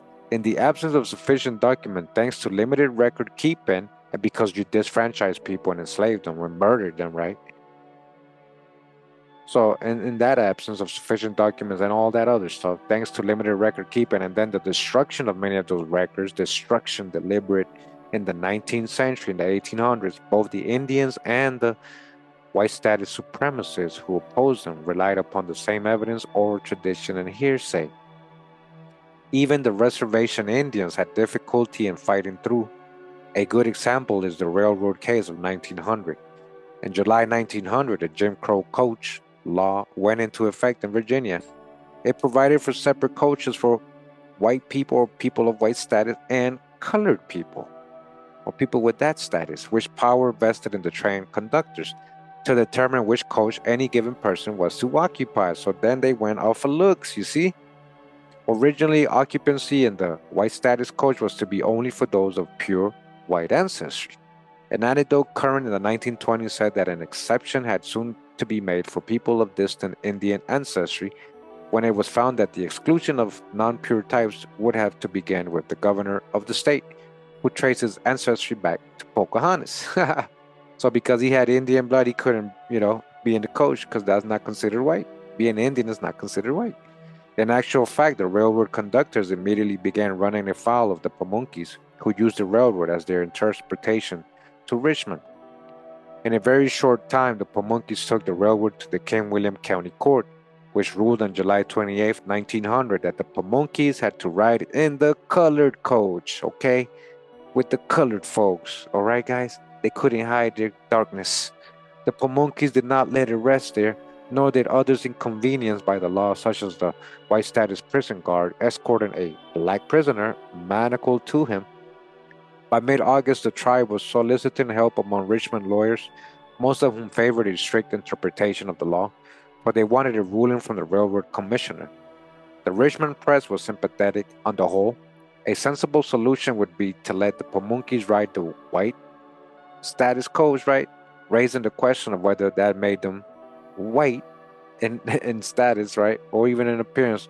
On August 21st, the superintendent of the Richmond Division of the Southern Railroad ruled that the Pamunkeys were not colored and could ride in the white coaches. Now they could ride with the whites, so-called whites. You see, guys? You see how they're just playing with stuff? So it's not about complexion. It's all about status change. Later in the year, all races except the black one were permitted to ride with whites. All races. What other races? So-called black. What is black? People who are being disfranchised by color, man. Under conditions such as these, Indians who needed to use public transportation found it advisable to carry certificates of identification with them. So now they got to carry freedom papers and their non-black papers. I prove I'm non-black. The Pamunkeys and the Chickahominies both began issuing tribal identification cards. And one Nansemond family got a Portsmouth lawyer to certify them as Indians who associated with married exclusively with whites. Exclusively with whites, they started marrying only so-called whites or people passing as white or white status. The Chickahominies then went one step farther and organized formally in 1901. For some time, the Pamunkeys' Terrell Bradby and anthropologist James Mooney had encouraged the Chickahominies to organize.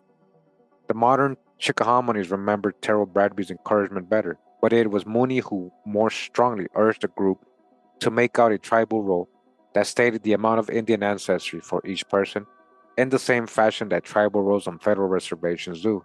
All right. Mooney and this Bradby, they're really hijacks, guys. Like Mooney, I already knew he was a hijack. He leaves out a lot. He makes a lot of people Cherokee. Like Mooney was like a spy agent. He sent these people specifically there to write about them specifically, them. And now he's trying to convince them to be allotted, to be census, to be separate, to be, oh, now you're talking about blood quantum. They could be your cousin, right? How much blood is he? Like they adding hijack ideas into them. At the reunion of July 15, 1900, the group elected officers announced their existence as an Indian group and set the date for September meeting. One of their white status mentors, right, Judge I.H. Christian, helped them with publicity, and encouraged them in their attempts to get some of their young people admitted to Hampton Normal School, now Hampton University, which many Indians from Western federal tribes then attended. All right, again, a lot of these colleges, Ivy League schools, and all that first were created or made for Indians. Indians were the first ones attending these places. Okay, okay, which many of these Indians from Western federal tribes then attended. Okay, Chief W.H. Atkins presided over the September meeting, which was also attended by the Pamunkey Assistant Chief. In May 1901, the Chickahominy Tribal Church was organized as Samaria Indian Baptist Church. It called at its pastor the Pamunkey Church minister P.E. Throckmorton, who accepted the post after verifying that the group was really considered Indian by local people. There were, of course, some French people, cousins of Core people, who declined to join the tribe, that remained part of the colored community, and for the most part are disavowed even as relatives by some modern Chickahominies. You see, people disfranchising their own family members. This is big. This is what I'm trying to make you understand. A lot of people are just passing for white. They're literally being racist, stereotypic prejudice to their own family members. Several matters came to head for the reservation people in 1916 and 1918. First of all, in 1916, the Pamunkeys and Mattaponis raised a serious question as to whether or not their treaty status exempted them from buying hunting licenses. The state's attorney general ruled that since the licensing law did not exempt Indians, the reservation people had to buy licenses. This did not sit well with the Indians, who raised the question with game wardens thereafter and usually had their way. In 1960, another attorney general was impelled to advise the Indians to have a law passed specifically exempting them from needing hunting and fishing licenses, and that law was passed in 1962. When the United States entered World War I, the non-reservation Powhatan men were drafted. Okay, non-reservation, all the so-called black colored, they're listed as colored. The Chickahominies at least were inducted as Indians. The Pamunkeys and Mattaponis as wards of the state were not draftable. You see, when called up, they refused to go until the state's attorney general ruled on their non-draftability, after which they volunteered. One Pamunkey was killed in action. The Mattaponis also had trouble about the time with the Chesapeake Corporation agents invading the reservation over the chief's protest to load cordwood on the Indians' wharf, whence corporation boats would take it downstream. The Attorney General ruled that the tribe's trustees had full power to go to court on the tribe's behalf, but the trustees apparently held back, and the Attorney General had to reaffirm that opinion the next year. Meanwhile, King William County had been assessing the reservation people not only for the land which some of them owned off the reservation, but also for personal property held on the reservation.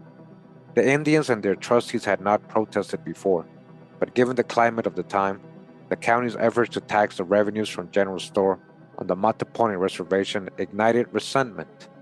The Attorney General was appealed to again in 1917, and he ruled that since reservation people paid no taxes to the state while domiciled on the reservations, they should not be required to pay taxes to the county. Not long afterward, a Mattaponi trustee helped them get a school on their own reservation. In 1919, Frank Speck began visiting Virginia looking for Indian remnants whose history and Indian trait survivals he could record. Speck and his work were to have a lasting impact upon the Powhatan groups, but his field notes show that his visits were short and rather spotty. He came to Virginia with the intention already formed of organizing into tribes any Indian groups he found, rather than observing them at length and collecting documents about them before acting. All right, so they had a plan. They want to do something. Perhaps he felt that the people were under such pressure from non-Indians that immediate organization was necessary for their survival, and real fieldwork could come later if found time for it. He concentrated both his interests and his writings on Virginia Indian technology, although he was perfectly capable of observing and analyzing other aspects of Indian life. It is probable that technology was the least controversial aspect of life among the early 20th century Powhatans, and therefore the one about which they would most readily talk to him. Speck found about 90 people living on the Pamunkey reservation, and another 30 living away. He recorded much about the tribe's methods of hunting and fishing. He also heard that Ope Kanao was buried in a mound of earth near the railroad track. Today, Pamunkey oral tradition says that the bureau was Powhatans. The Mattaponis had 67 people in residence, with half a dozen more living away, and Speck got the impression that they were descended from a bunch of Pamunkey who came over for hunting and fishing. He visited the Chickahominies and got from them a short Indian word list, which he later identified as Ojibwa. Speck found the Upper Mattaponis living in poverty and log cabins and in ignorance about their tribal antecedents. These are all black folks. They, they thought they might be the offspring of Pamunkey tribe. They had their own school only sporadically. They had supplied land and building for a school in the late 1800s, and King William County had grudgingly hired a teacher, but the minimum of 10 students was not met and the school was closed, after which children either went to Pamunkey or did without schooling. In 1917, a second tiny school, Sharon School, was built and it continued until integration closed it in the 1960s. The group had no church of its own before 1942. The Rappahannocks likewise were poor and uncertain of their tribal antecedents. However, they had an origin story that was definitely romantic. An aristocratic Revolutionary War officer named Carrie Nelson saved 3 Indian girls during a raid. He later married one. A man named Johnson married the second, and a man named Spurlock married the third. So this is how they're creating all these tribes. Nelson and Johnson were still family names in the group, and mention has already been made of the historically documented Rappahannock ancestress of Indian extraction, Susan Spurlock. The group had no church of its own. It also lived in 3 different counties, which prevented any one county being willing to establish a school for Indians. Informal classes were held in homes until the 1950s, when a small school was established and a teacher hired. The Nansemonds were truck farmers, shipyard workers, and hunting guides in the Great Dismal Swamp. Indiana United Methodist Church, no longer a mission and having a white status and Nansemond congregation, was still theirs in a sense.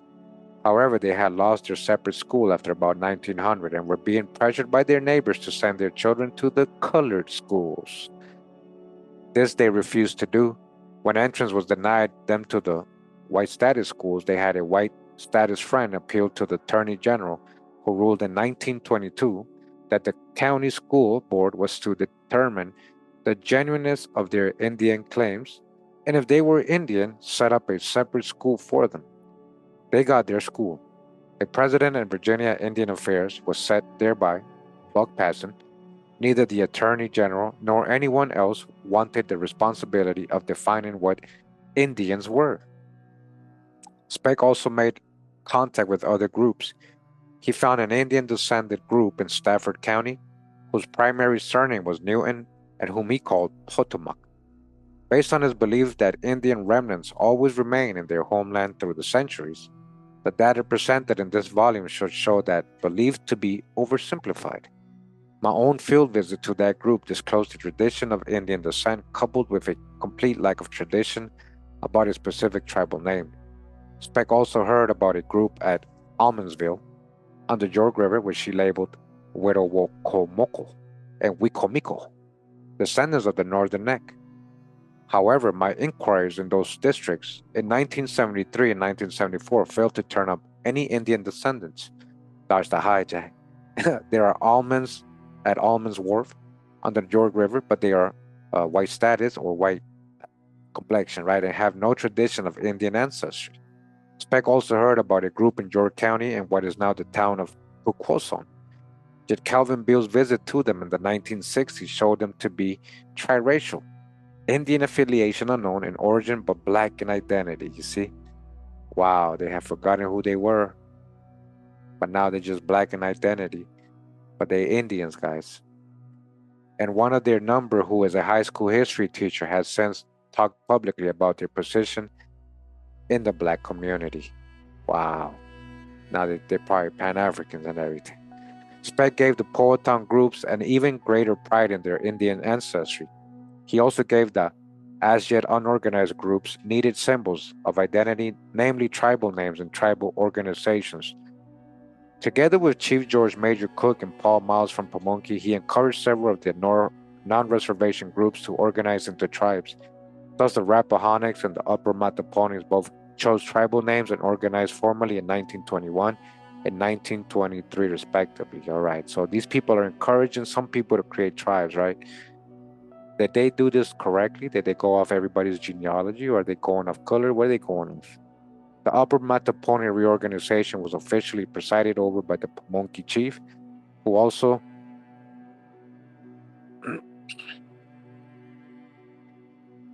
gave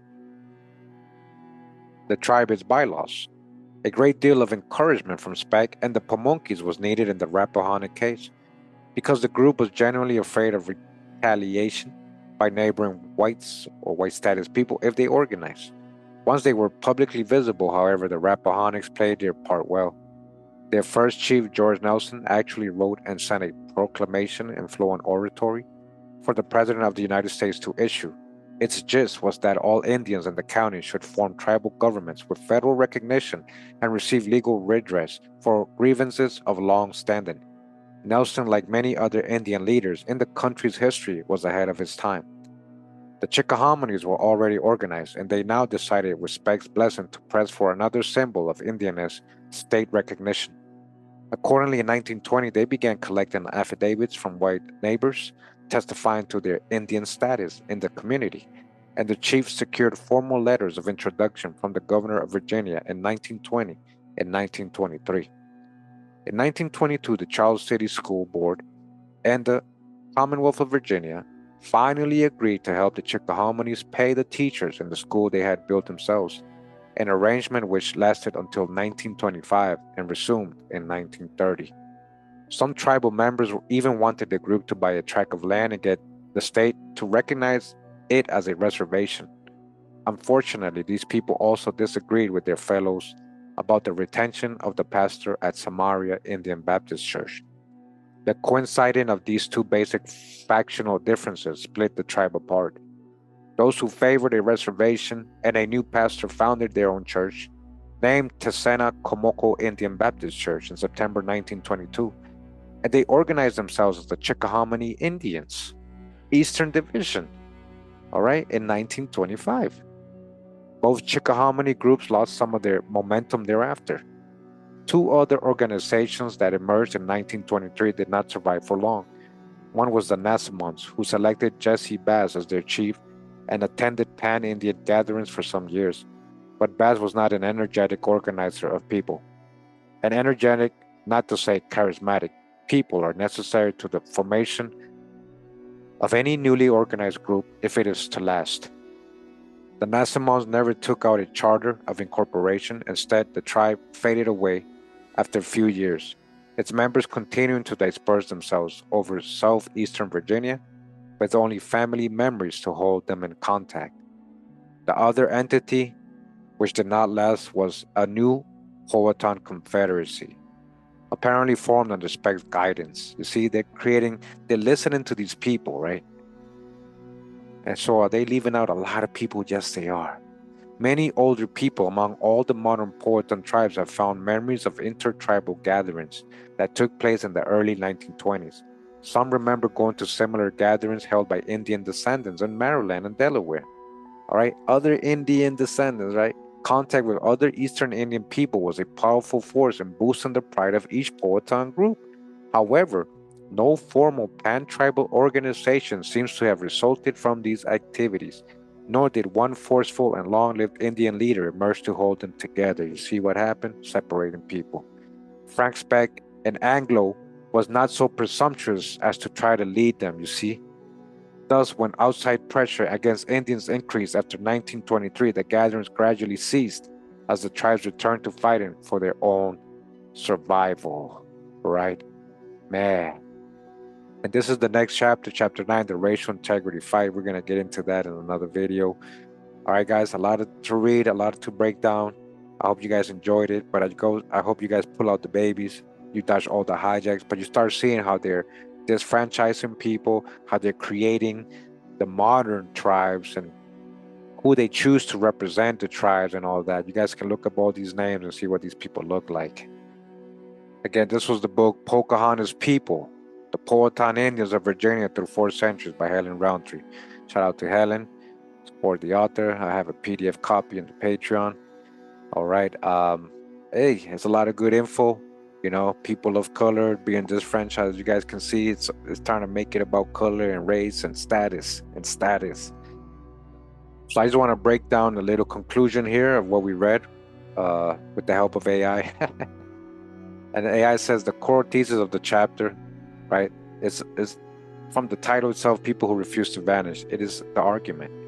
Roundtree has shown that Powhatan-descended communities continue to exist continuously after colonization, maintain kinship and communal identity, preserve reservation lands, retain tribal political structures, created churches and schools, defended themselves legally, and publicly reorganized in the late 19th and early 20th century, all right? Some of that is hijacked.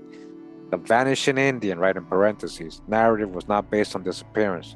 It was based largely on cultural anglicization, racial reclassification, right, paper genocide, and outside expectations of what real Indians were supposed to look like.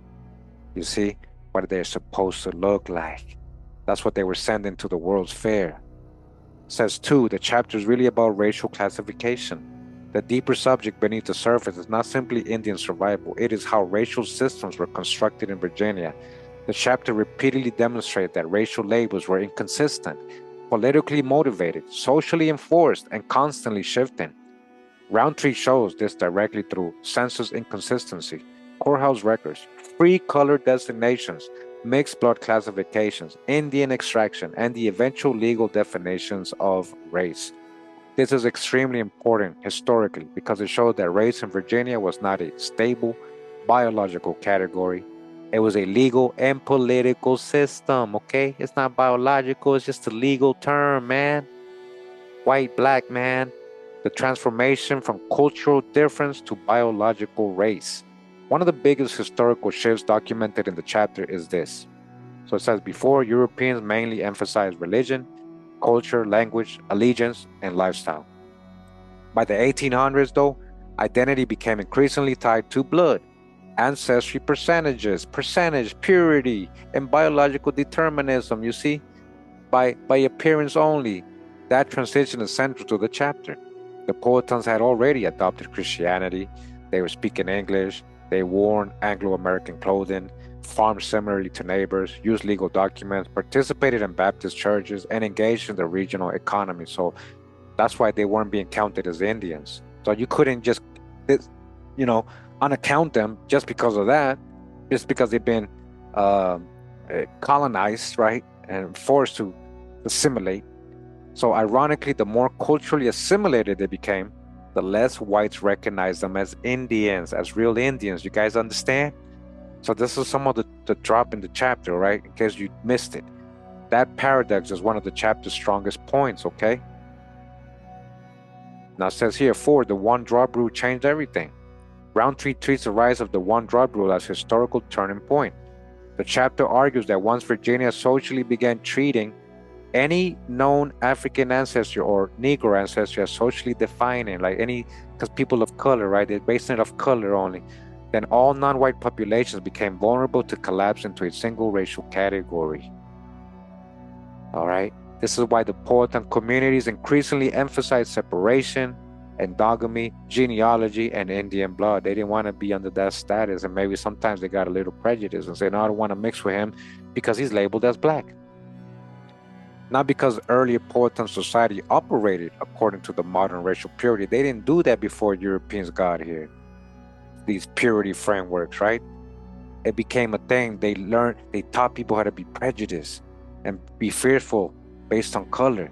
But because survival inside Virginia's racial order required it. So a lot of people started disfranchising their own people.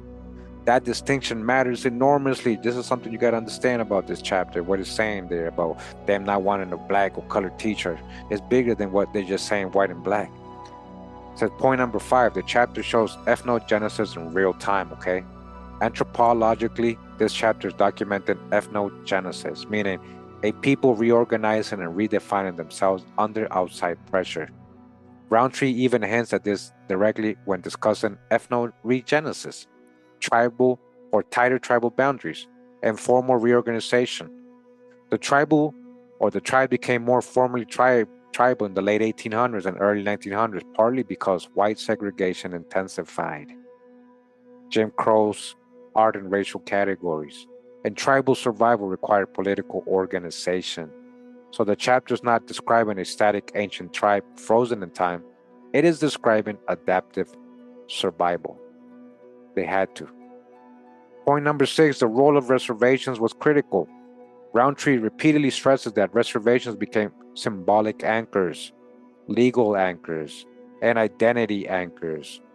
The Pamunkeys and Mattaponi reservations served as proof of continuity, treaty evidence, territorial legitimacy, and visible tribal existence. This is why attacks on the reservations were perceived as existential threats.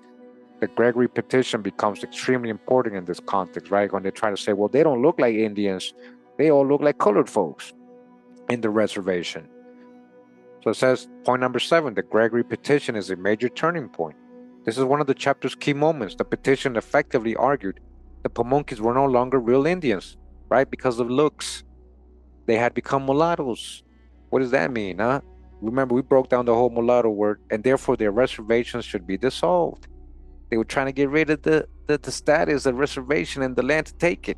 Notice what is happening. Identity becomes legally contestable. The Pamunkeys responded by organizing politically, formalizing leadership, writing petitions, emphasizing kinship, and asserting continuity. This was not passive survival, it was organized resistance. Point number 8, churches and schools became tribal survival institutions, all right? That's why churches were so important to colored folks nowadays, man. This is one of the strongest themes in the latter half of the chapter. Once Virginia segregated society into white and colored, right? Once that happened, the Powhatan groups faced a crisis. If they entered black institutions, they risked losing recognition as Indians. See, if they mingled with black folks or people labeled as black or went to black churches or black schools, they would eventually be classified with blacks. And they didn't want that. They were feared for that because they knew what would happen. So they built separate churches, separate schools, tribal rules, tribal governance systems, and incorporation structures. The chapter shows that. Institutions preserved identity, not just ancestry. All right. Point number 9, important caution about modern racial retrojection. This is where your earlier research context becomes very important, what we have broken down about racial terms, right? The chapter itself warns repeatedly against simplistic racial assumptions. Roundtree shows whites speculate about ancestry constantly. Classifications shifted with the same people, right? And labels were inconsistent, again, with the same people.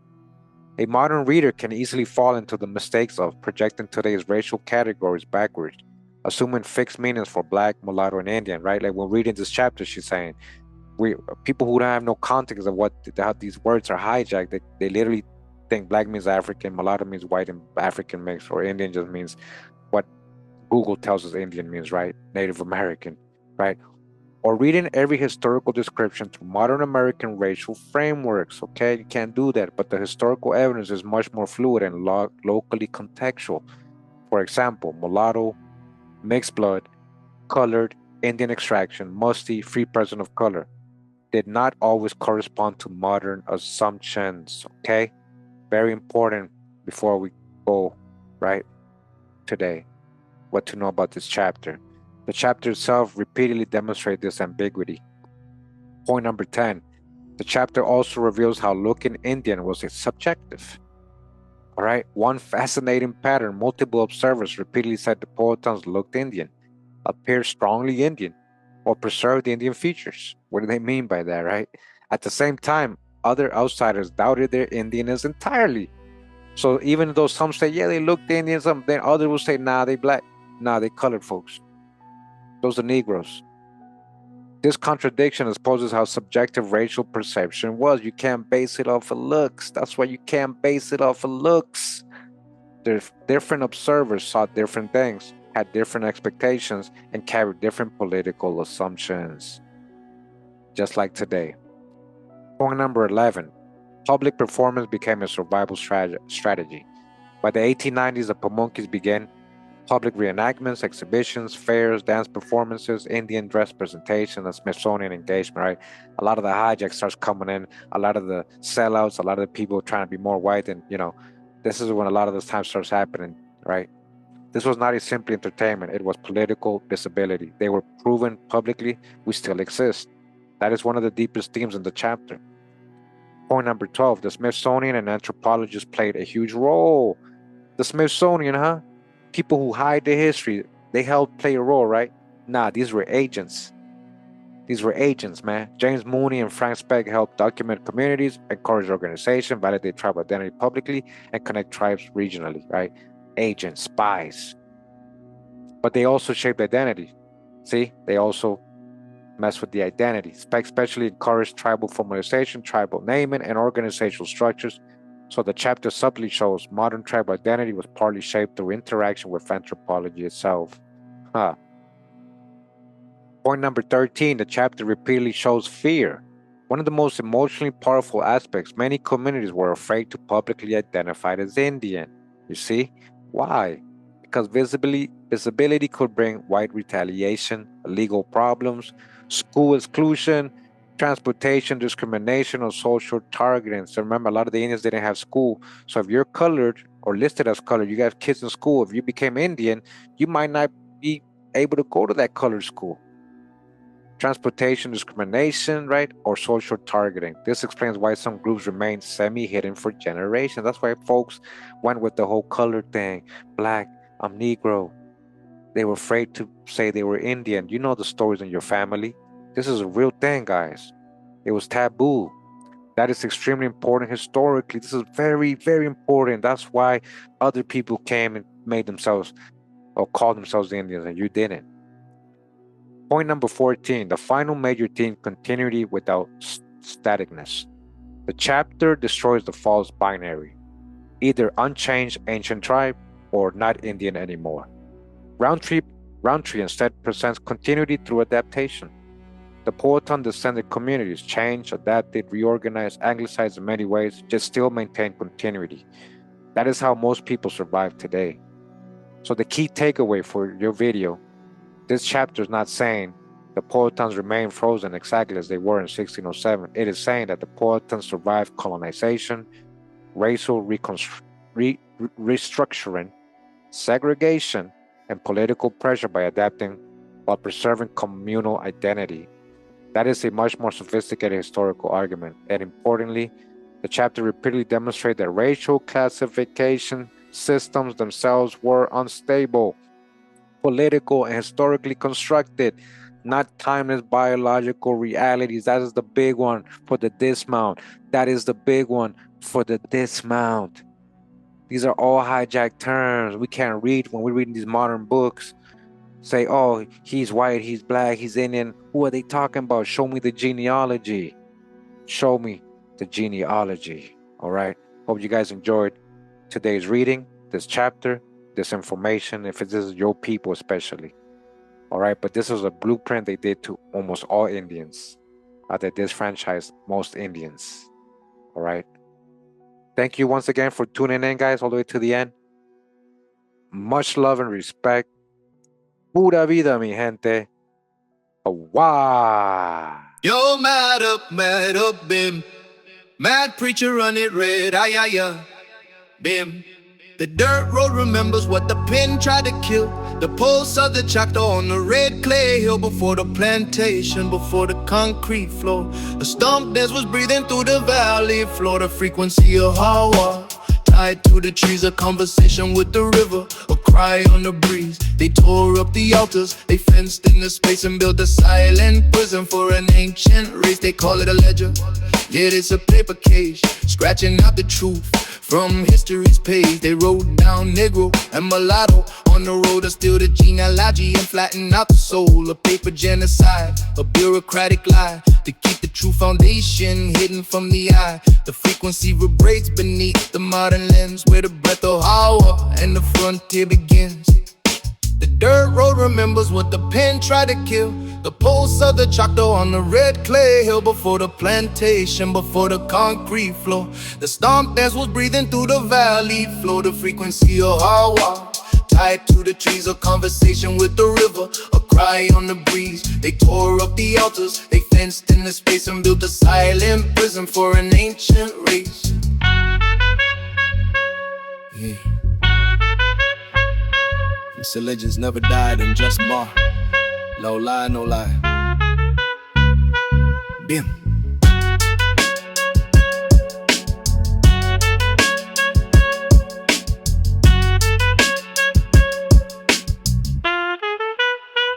Bim. The dirt road remembers what the pen tried to kill. The pulse of the Choctaw on the red clay hill, before the plantation, before the concrete floor. The stomp dance was breathing through the valley floor. The frequency of Hawa tied to the trees, a conversation with the river, a cry on the breeze. They tore up the altars, they fenced in the space and built a silent prison for an ancient race. Yeah. You said legends never die, them just poke, no lie, no lie. Bim. Bim. Bim, bim. Bim.